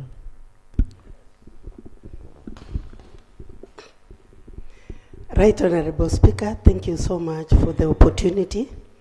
And from the onset, I want to start by supporting this motion and also support my colleagues who have spoken before me. Right Honorable Speaker, this is one motion that we actually need its implementation as early as yesterday. It's unfortunate, Right Honorable Speaker, that as we are speaking to this motion, and we are talking of urging the Council of Ministers who are actually absent here. Right Honorable Speaker, as we spoke yesterday, I wish there would even be one listening to this motion. Because, Right Honorable Speaker, this House has worked so hard. One, for Honorable Sangok to come up with such a motion, a timely motion, an exciting motion, a motion that will give this House a legacy, a motion that will give the 5th Parliament a legacy, joining the maritime within our partner states will really be something very, very exciting. Right Honorable Speaker, we might feel like we are repeating what their motion will bring this community together. When Mzee, the president of the Republic of Uganda, spoke to us, Mzee Museveni, he talked of Undugu. He talked of the security where we can have the army, one market, and brings us closer together. I believe such a motion, when implemented, will actually deepen the integration we've been talking about. It will deepen, it will widen, and it will tighten. So, Right Honorable Speaker, the same motion, like we've always said, even the traffic jams, you know, you walk along the road for many hours, you get tired. But I want to believe riding or traveling in the water would actually ease a lot of stress in the people using it. So, Right Honorable Speaker, I just to say I support this motion, but my worry is only that we are speaking to something that the honors to implement are not around with us. Right Honorable Speaker, we believe this particular motion, we will insist, we will push it until it is implemented. Thank you so much. I support the motion. Thank you, Honorable Zipora. We give the floor to Dr. Gladness. Thank you so much, Honorable Speaker, and my brother Sankok. It's an interesting motion, and I have a few issues that I think is very important we as the members of the Assembly to have a look at as we propose this motion. One of the things that I think is very important to understand is that the marine sector, this is part of the different transportation models which we have. So I think it's very important that this motion is not binded just to the blue economy. Multiply effects, yes, we go to the blue economy, but I think it's beyond the blue economy. So if we want to look on the blue economy, let it stand on its own. But at this time, I think the interest is on the maritime industry or sector. So I would wish that they are being separated. And if we want to show the multiply effects, then we should be able to establish even the different sectors which will actually benefit from this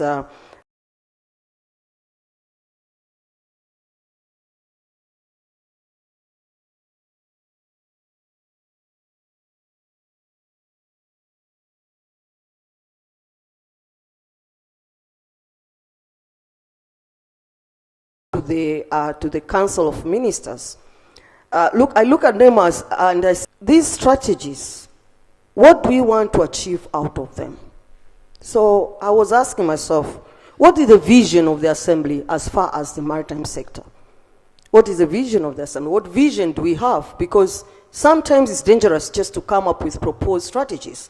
And if I look at them, somehow, if you meet the minister, they will tell, already they are implementing, like linking, connecting, that there are certain efforts that are already there. So I had this question that what is the vision?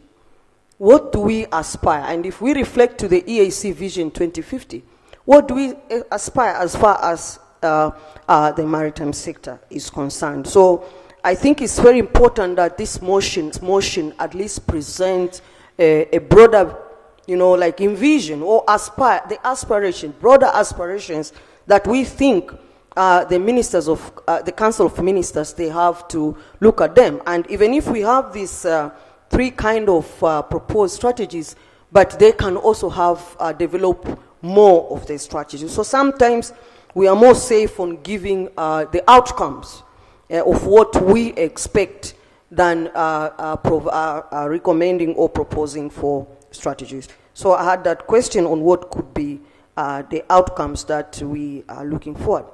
But also I had, this is just a question, maybe because I'm new here, but I just had an assumption that maybe the members of the assembly, they understand well the sector. We understand its capacity. We understand the gaps. Yeah? What do we have? What is it that we are missing as far as the capacity is concerned? And this should reflect the logistics industry. As of now, globally, people compete through integrated logistics systems, and maritime is part of that. So what capacity do we have? What gaps do we have? If we say linkages, what exactly do we want to link with? So I was just having these questions, and I said, maybe the members, they understand, but I think in the justification it's important that we bring it out and even show the capacity as far as the governance, the institutional frameworks, and see what gaps do we have, so that if we propose, we address it in a very holistic manner. Right Honorable Speaker, I support the motion, but with such amendments. Thank you. Thank you. Now the last speaker will be Honorable, now it's Namara, and then Amongin.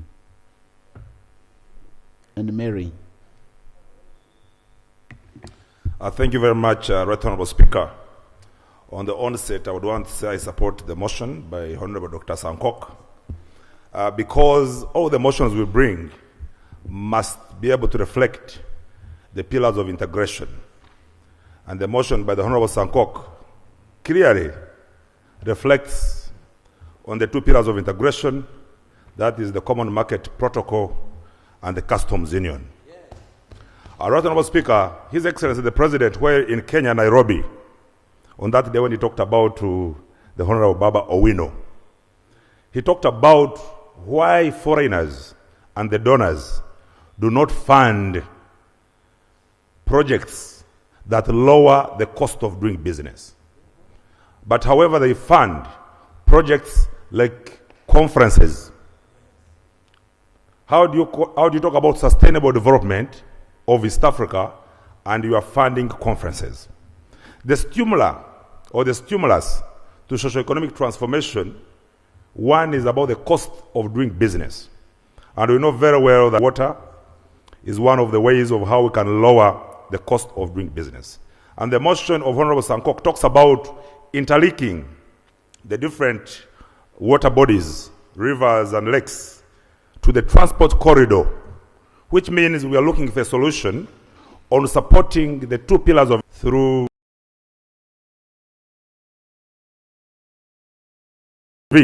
some are moving the product from Mwanza by water up to Port Bell.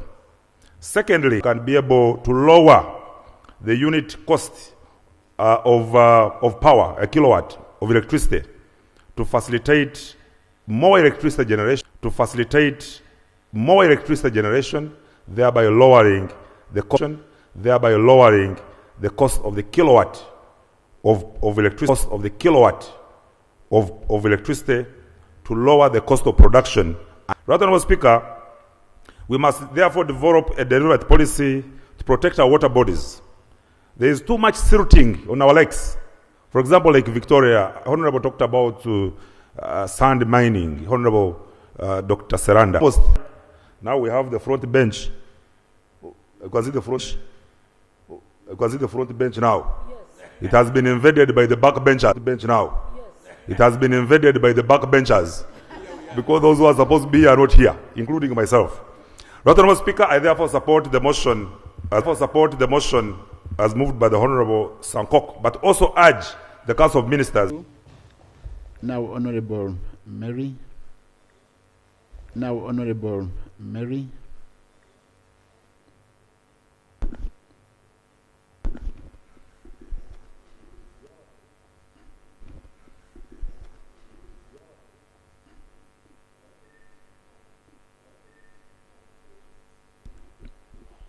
Thank you so much, Right Honourable Mr. Speaker. Support really vital. The whole day and able-bodied, and sometimes carrying a child. In this country, where most people, if not all, can access some land, water body, or whatever it is, and you stand in the sunshine the whole day, and the sun and the dust and whatever exhaust pipe, where you are likely to access a resource like water that we are talking about.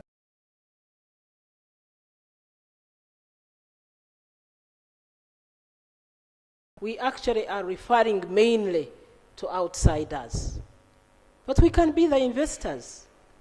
We are located in the Great Lakes region. This is the Great Lakes. The world knows us as the Great Lakes region. How more can we be endowed by than that? So let's take advantage of what God has given us. It's essential for transport of people and goods. That has been well said. We just need to make it safe. It is essential for sporting, swimming, surfing, scuba diving, whatever the sports that we see around the world. It should be on our lakes and rivers here. But is it there? A lot of sporting. And some of it is even indigenous.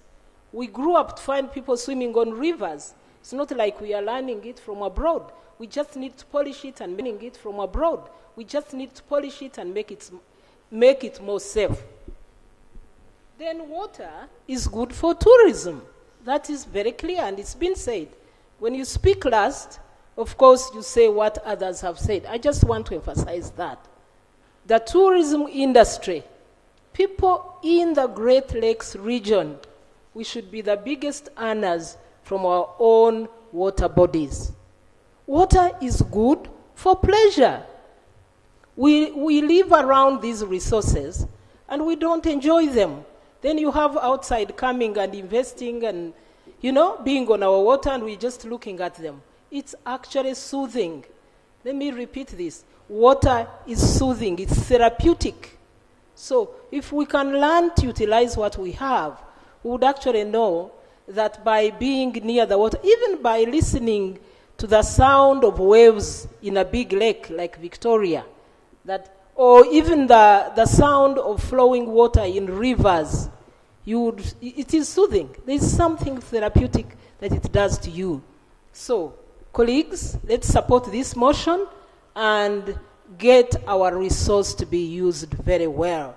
Then the manufacturing industry, talking about the maritime industry, you have manufacturing of boats, canoes, whatever, that's a big economy. Then you have the service industry, the restaurants, the hotels that should be able, the beaches. I'm glad to report that I had someone saying, actually it's the Honorable Sankok, he said, since I came, I have not been to Lake Victoria. Let's create time and go to the shores of Lake Victoria, which is not even 10 kilometers from here. And you realize that actually many, what are they called? You've just said it. The beaches, it is now beach after beach after beach after beach, and I'm glad about that. So I think we are waking up, and we need to polish it up, support it as a regional administration, the EAC, support our governments, and demand that investment in our water bodies is taken as a priority. I stand to support you and thank you, Honorable Sankok, for this timely motion. I submit, Honorable Speaker. Thank you now, Honorable Amongin.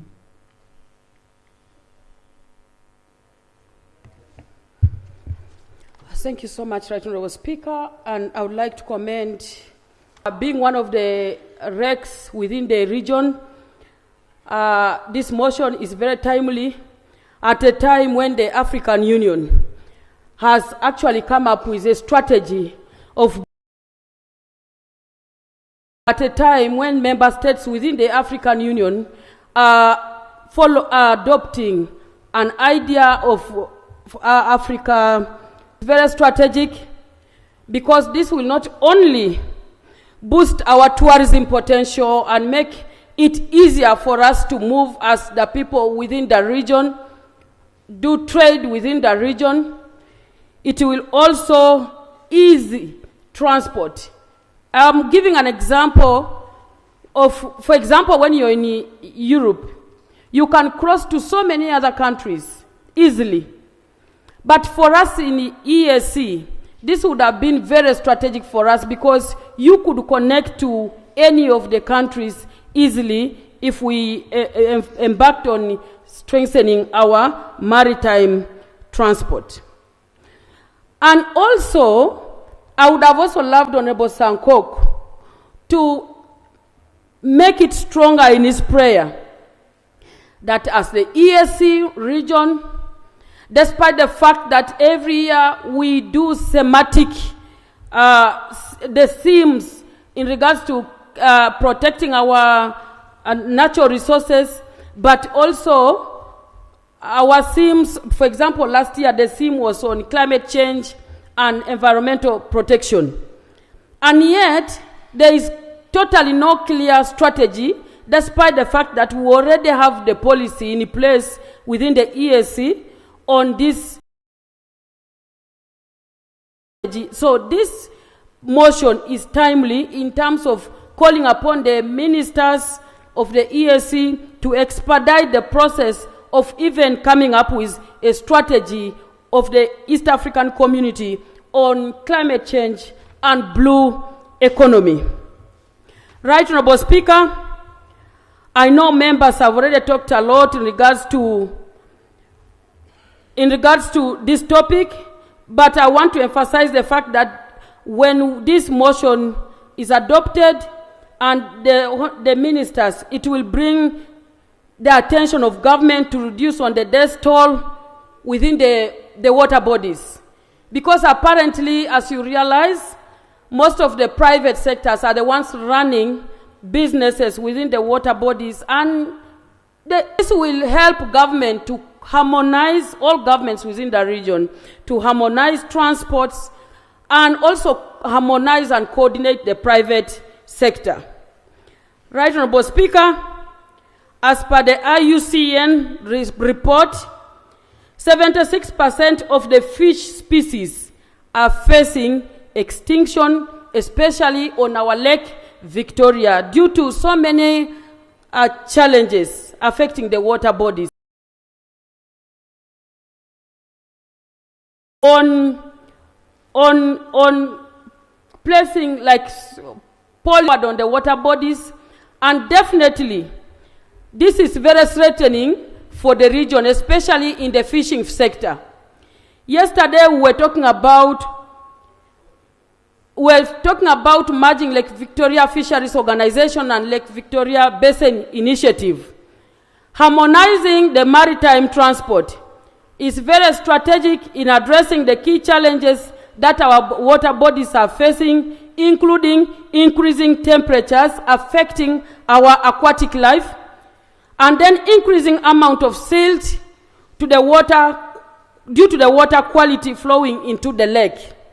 Therefore, Right Honorable Speaker, this particular motion will not only address an issue in regards to maritime transport, it will also address so many issues related, including bringing the attention of governments to ensuring that the water is protective for fishing and the quality of the fish that we get as a region, but also addressing climate-related issues and challenges within the water, but most importantly, addressing our forefathers' visions of free movement of goods and services made easier within the region through the maritime transport. Therefore, Right Honourable Speaker, as the last speaker on this motion, I would like to commend Honourable Dr. Sankok for bringing this timely motion, and my hope is that the Honourable Ministers, even when they are not here right now, they are able to read this, extract this from the Hansard, and ensure that this is prioritized in their day-to-day modus operandi. I beg to submit, Right Honourable Speaker. Thank you, Honourable Amongin. I now give the floor to the mover of the motion. Please be brief because you are supported by everyone.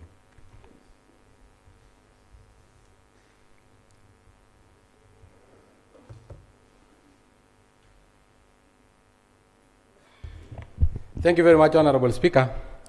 And as you can see, I'm in blue for the blue economy with the flag of East African for patriotism and Pan-Africanism, well informed by our EAC father figure, His Excellency General Yoweri Kaguta Museveni.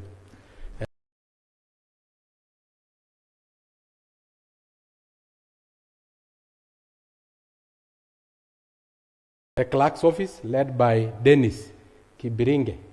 He was our drafter.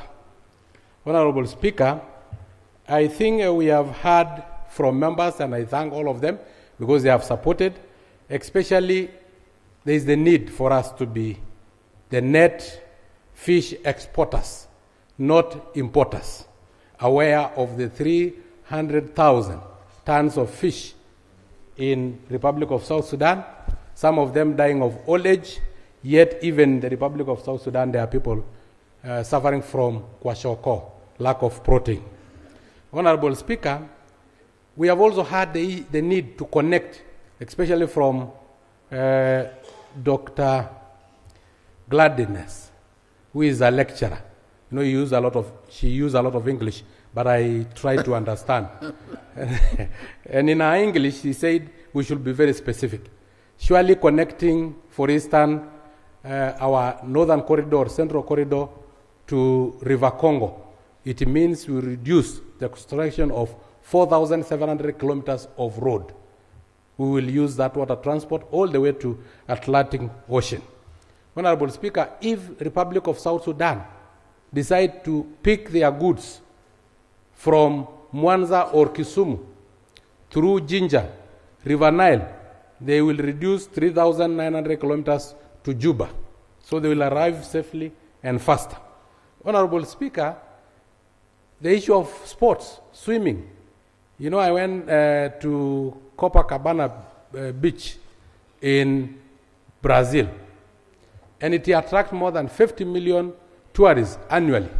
But swimming in the oceans, they are so salty, you only swim for a few hours. But when I swim in Lake Turkana, because it also has sand beaches, and it's a freshwater lake, I swim while I drink the water. Honorable Speaker, it is very refreshing. Honorable Speaker, I also accept amendment from colleagues, amendment from Honorable Dr. Wanda Jeremiah of the issue of safety, and we should actually include safety. And once we invest on this, especially when we have our army taking care, we'll have safety and we'll have also those vessels being safe enough. Honorable Dr. Aisha also talked of water pollution and plastic. I think we should include on this one, and the amendments are well accepted. Honorable Speaker, without much ado, allow me to thank, because almost the whole House supported my motion, starting from my able seconder, Honorable Kalonzo Musyoka Kennedy Jr. We also have Honorable George Odongo, the EAC Mobile Encyclopedia, Honorable Gideon Katpan, Honorable Dr. Wada Jeremiah, Honorable Msomali Chuma ya Samani, Honorable Dr. Aisha, Honorable Engineer Saidi Kibea, Honorable Dr. Siranda Blacks Lucas Gerard, Honorable Baati Alex. He belonged to my club of disability. And you guys don't join to our club. We want to enjoy the benefit alone. Honorable Dr. I think I've mentioned Dr. Wada, Honorable Dr. Aisha. Yes, I have to thank you 2 times, Queen of the Global South. Honorable Spora Kiring, Honorable Dr. Gladness, Honorable Francine Rutazana, the Queen of Sport, Honorable Mary Mugenyi. You have one queen, others are not queens. All of them are queens. Here we have the Queen of Sheba, we have the Queen of the Global North, we have the Queen, the Smiling Queen, we have the Sub-Saharan Queen. Honorable Speaker, I also have to thank Honorable Namara for supporting me. You have a direct ticket. Now we have also to thank Honorable Jacqueline Amogin. I don't know if I have forgotten anybody. Mary Mugenyi I have mentioned. Is there anybody? My mother-in-law, you did not contribute. Thank you very much, Honorable Speaker, and with those very many remarks, I also thank you. You have been sitting there for the longest, and surely, Speaker, we have to discuss. For now, you maintain sitting on that seat. Some of us keep on moving out and coming in. Honorable Speaker, thank you so much. Thank you. Thank you, Honorable Sankok. Now I put the question that this House urge the Council of Ministers to enhance maritime transport and development of the blue economy by linking all lakes and rivers in the community to the East African Community Transport Corridors. Those in favor say aye. Aye. Those against say nay. The ayes have it. So quickly, Clerk, you can proceed. Back.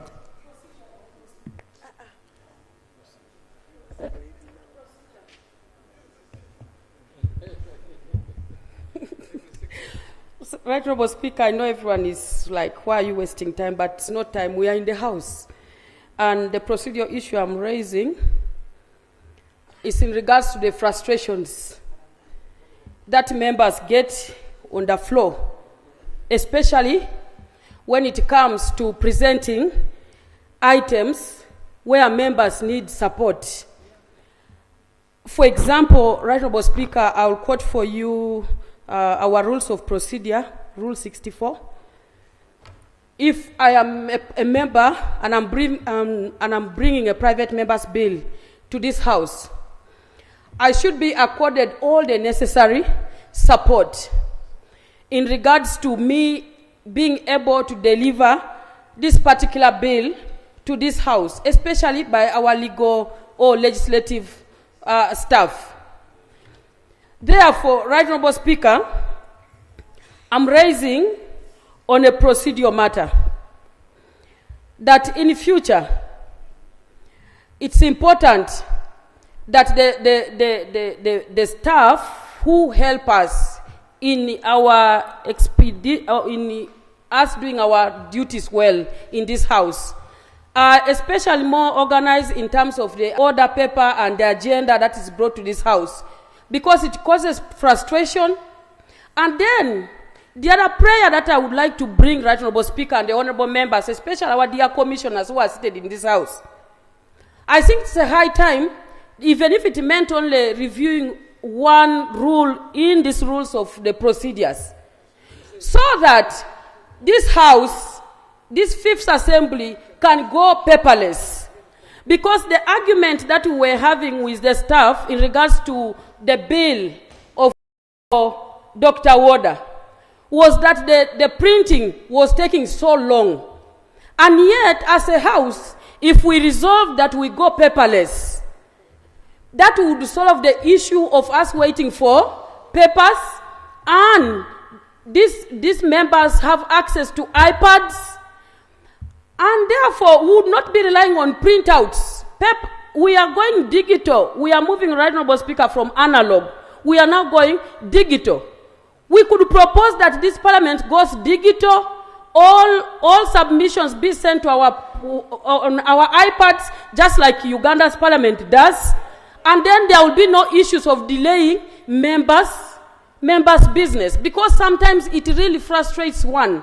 But also when I heard from the staff, their argument was also genuine. So probably that's an issue that we might have to look at, right, Honorable Speaker, so that our work as members of parliament is not derailed, is not frustrated, and we are able to conduct business. Right, Honorable Speaker, I beg to move. Thank you so much. Thank you, Honorable Mwangin. It is indeed frustrating. You know, Honorable Dr. Oda has been here from 9 a.m. in the morning. And she went to check, and the clerks told her that everything was okay. But the bill she was given a wrong one. She was given the Francine one. This is difficult to understand. So the clerks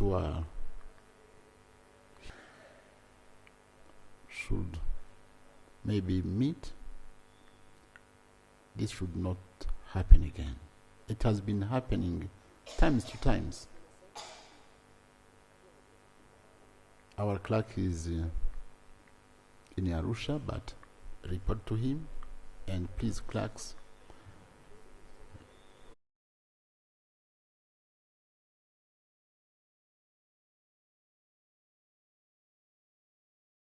I don't know, am I starting from the beginning? Because you had moved the motion. Okay, thank you very much, right, Honorable Speaker. And I don't want to repeat what has been said by my good honorable colleague, Honorable Jackie. I'm really frustrated because, as you mentioned, Honorable Speaker, I was here from 9 o'clock. I've asked for the motion and the draft bill, which was sent a couple of days ago, and it was sent through the emails. But I've asked them to print, which is not my work, because I didn't want to distract the House. Yet it happened once again. I don't want to take it personal, but I think this is inefficiency, and it has to be corrected. Right, Honorable Speaker, the region of EAC is endued with a very large population of livestock. The countries like Tanzania, Uganda, Kenya, South Sudan, and Somalia has a large population of livestock. Let me mention where I come from. South Sudan alone is stand at a population of the cattle in South Sudan is 12 million. The goats are 20 million, and sheep 25 million, plus other livestock which are not counted for, right, Honorable Speaker. Right, Honorable Speaker, the livestock resources make significant economic contribution to the region, and this is estimated between 30 and 50% of the agricultural GDP. And when it comes to the national GDP, it can reach to 10 and 15%. GDP, which is the gross domestic production. Right, Honorable Speaker, there is a big potential of livestock contribution to exceed 50 to 60% of the agricultural GDP, but this will depend on adequate budget allocation in addition to improve health and nutrition of this livestock. Right, Honorable Speaker, the history shows that this region, the ESC partner states, were exporting livestock to Europe, Middle East, and Asia at independent time and after independent time. But this has stopped, right, Honorable Speaker, and until 2007, the region was exporting beef to Europe, but it lost its quota to Botswana. And this was due to the outbreak of the Rift Valley disease and pest du petit ruminant, which is a disease for the small ruminant, and failure to timely detect, prevent, and control these diseases by the region, Right Honorable Speaker.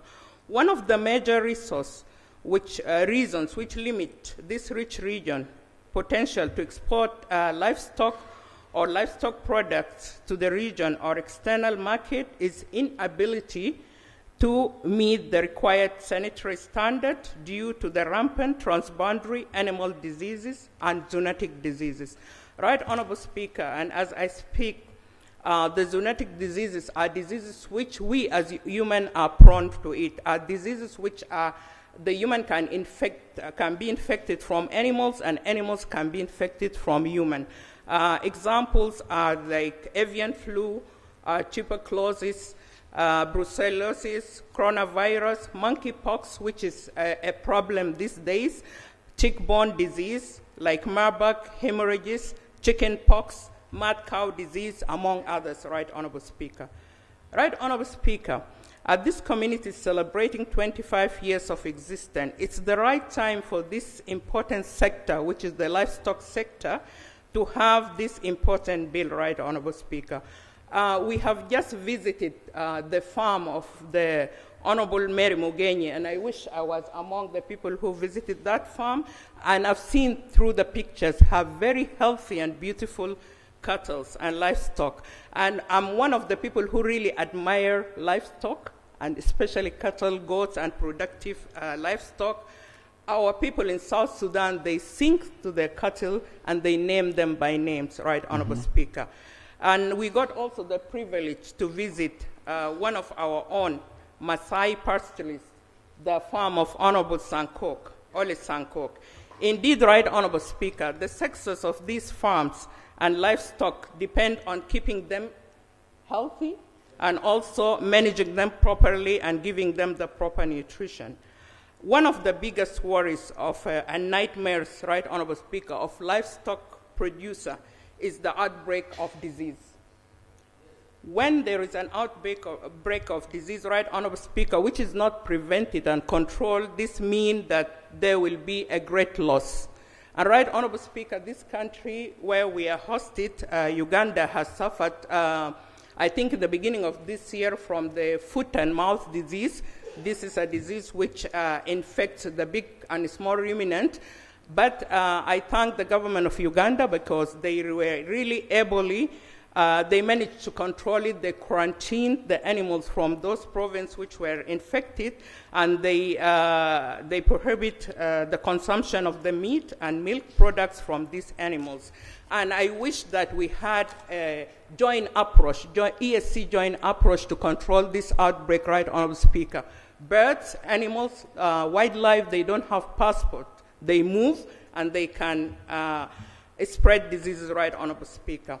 And as we are also preparing tomorrow to go and visit the courtesy invitation which was given to us by His Excellency, the President of Uganda, Museveni, I think we will really go and see something beautiful there also. And I know that if this bill see the light, Right Honorable Speaker, one or two presidents, one of them is the president of this country because he is somebody who loves livestock, and also my own president who is the head of the summit because he is a livestock producer also, Right Honorable Speaker.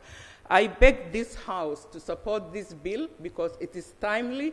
This bill is a product of livestock bill which has been downstream to be in form of this transboundary animal and zoonotic diseases, and this was a collective from the committee from Fort Eala.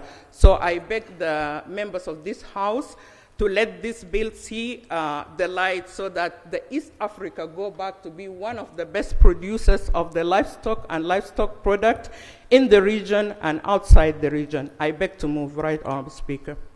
Thank you, Honorable Dr. Woda. The seconder is Honorable Ambassador Fatuma. I propose the question that the motion on the floor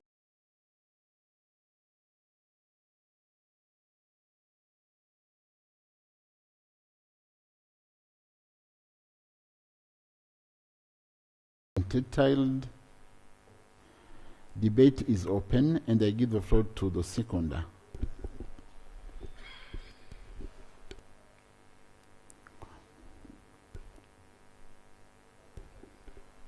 Motion, Mr. Speaker. Motion under Rule 11 of the rules. Yes, Honorable Chair.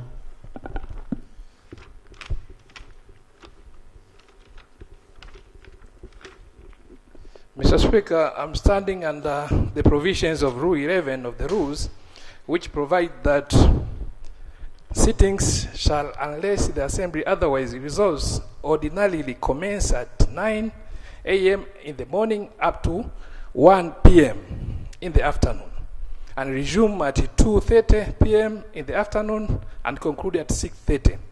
Mr. Speaker, upon looking in my watch, I've noticed that 1 is approaching, and I'm sure we cannot complete. So I move for a resolution that this Assembly extend time so that to give the seconders time to finish. Only the seconders, we still have another motion. Clement.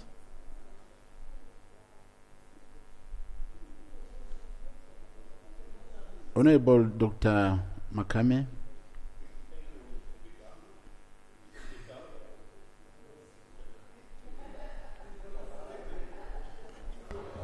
Thank you very much, Mr. Speaker. Mr. Speaker, we are having an important motion on the floor, and we're having other business to complete. But as you communicated yesterday, your office, that we have other business planned jointly by the East African Legislative Assembly and the Parliament of Uganda, which is set to commence at 1 o'clock. So, Mr. Speaker, ordinarily, as the rules of procedure provide, that the motion which is on the floor can proceed in the next sitting of the Assembly. Because naturally, we will not do justice to the motions which are scheduled for today. So I beg to move, Mr. Speaker. Thank you. Thank you. Do you have seconders?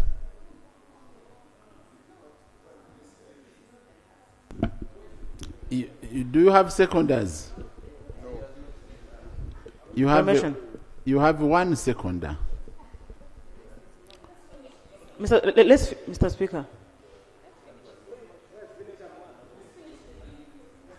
Let's give honorable members. Let's finish first the business. But do you have seconders? You have one seconder, Dr. Magembe. So I give the floor to the.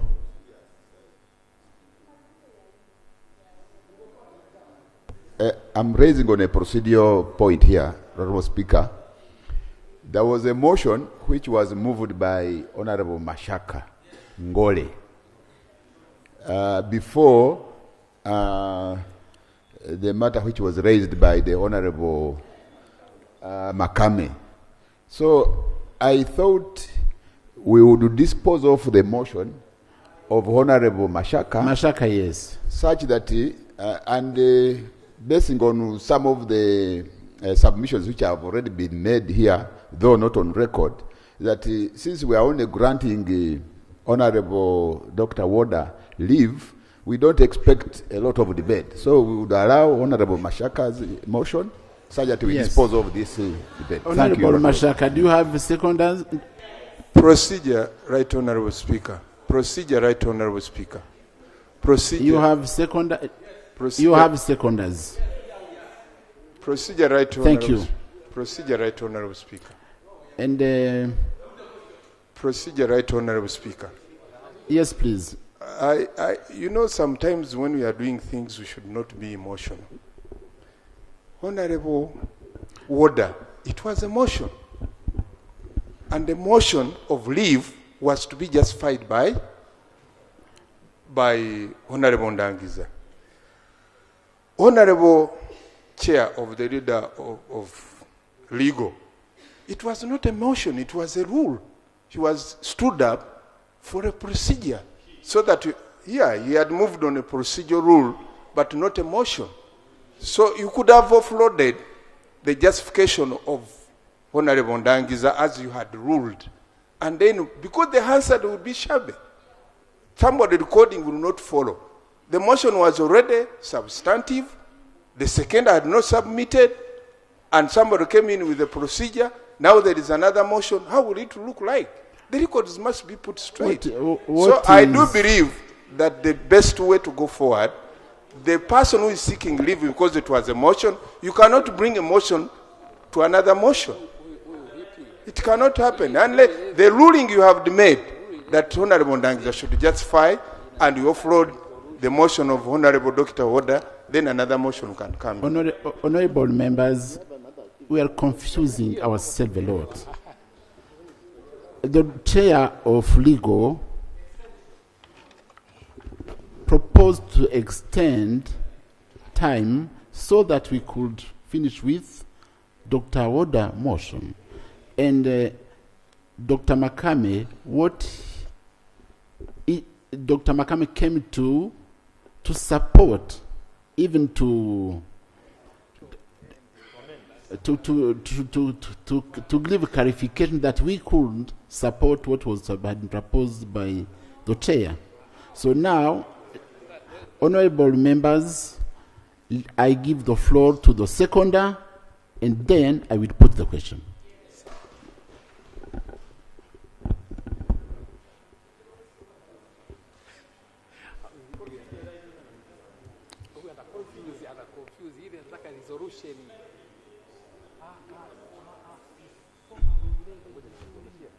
Right, Honorable Speaker, I think it is right to dispense the motion by Honorable Machaka Ngole because of time. So let Honorable Machaka Ngole let us pass the motion. He has already moved and it was seconded. So it is a speaker to put the question so that we protect ourselves from time. Thank you. You are right.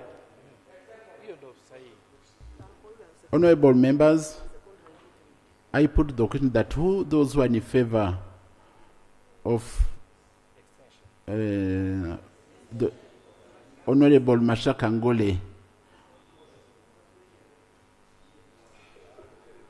say aye. Those who are against say nay. The ayes have it. Now, Honorable Ndangiza, you have the floor.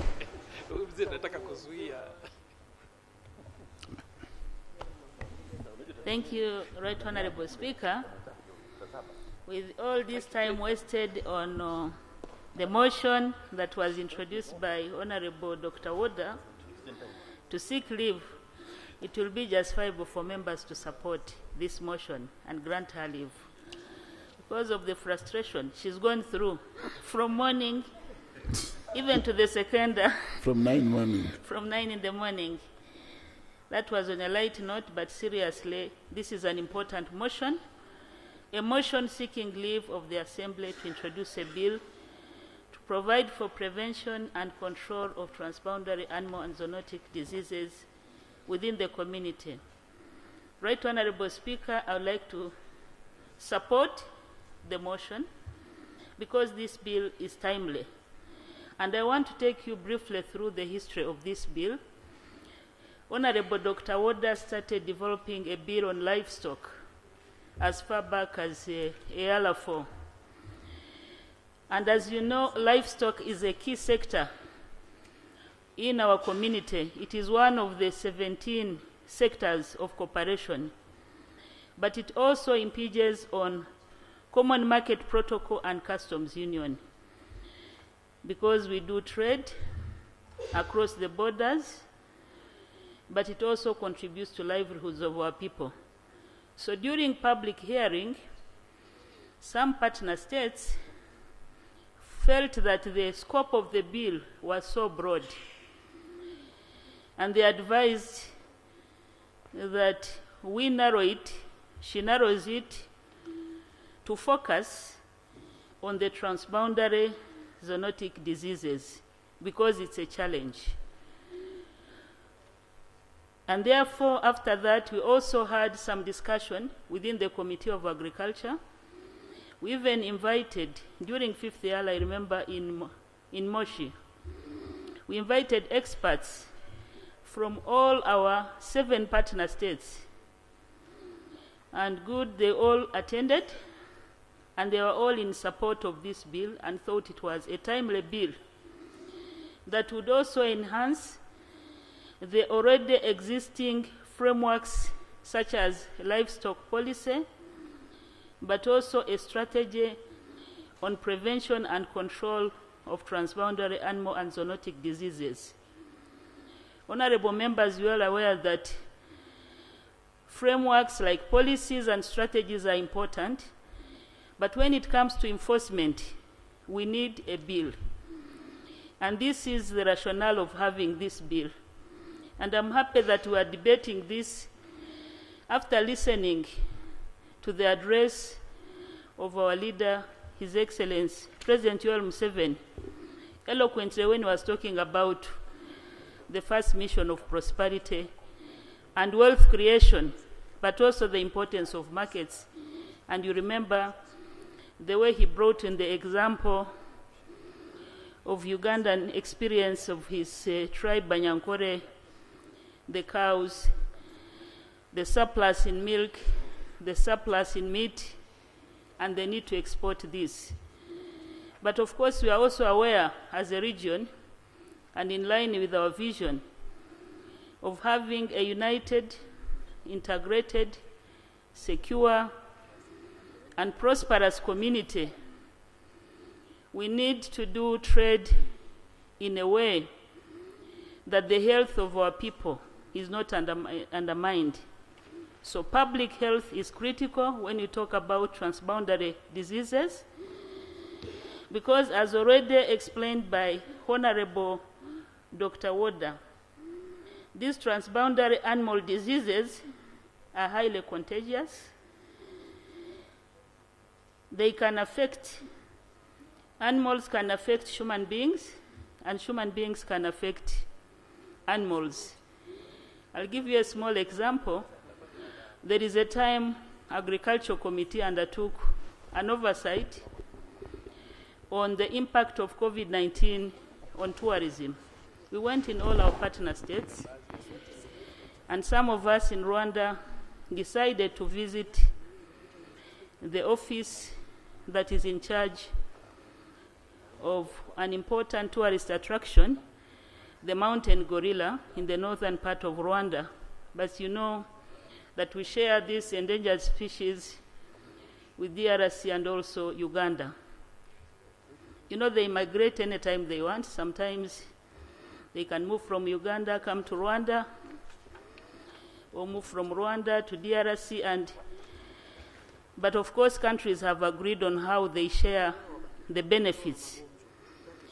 Now, one finding was that the tourists who are visiting, before they could be allowed to go and visit the mountain gorillas, they needed to take a COVID test because they would contaminate the animals.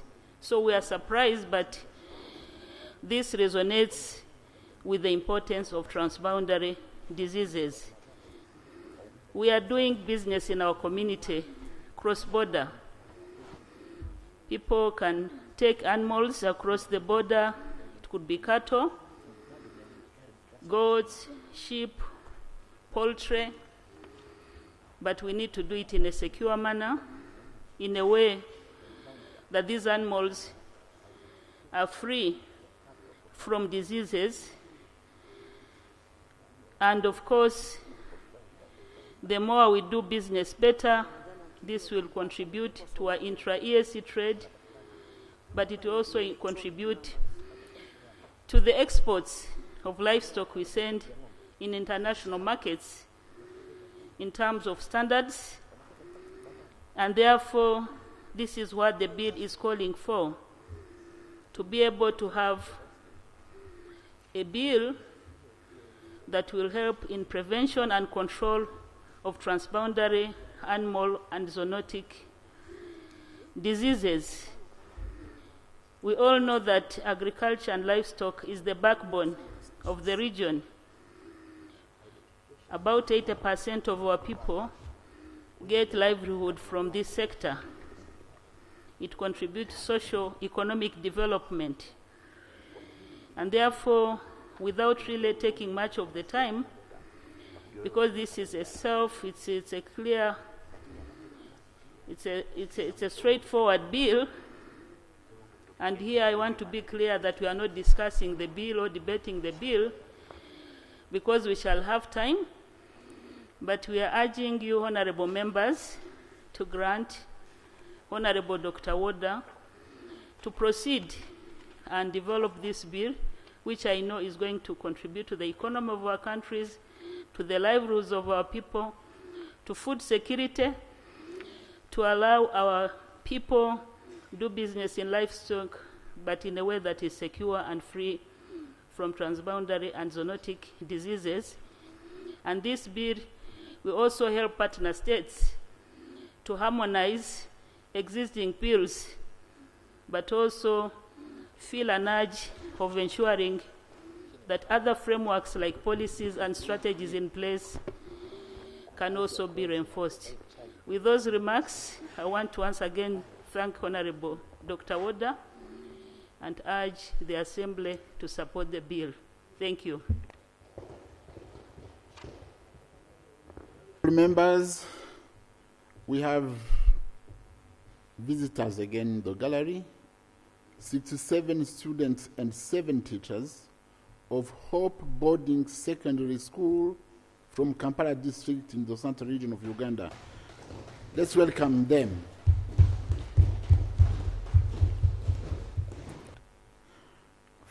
We have this COVID test for Kisozi tour.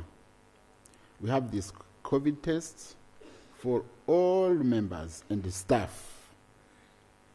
It will take place to conference room B, next to conference room A.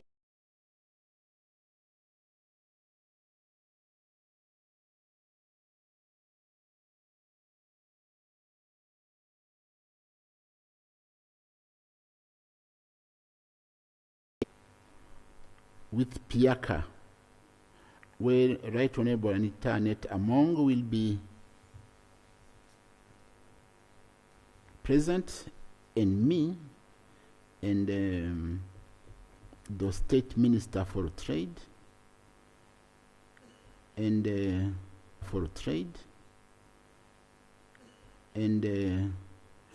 Chairperson, Parliamentary Forum on East African Community, and the Vice President of Private Sector Foundation, and you are invited. Yes. So, honorable members,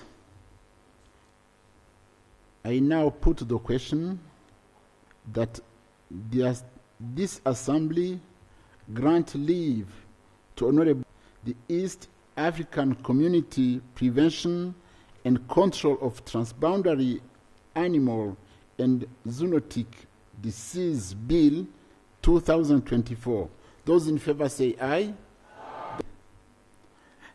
The ayes have it. Oh, it has been too long.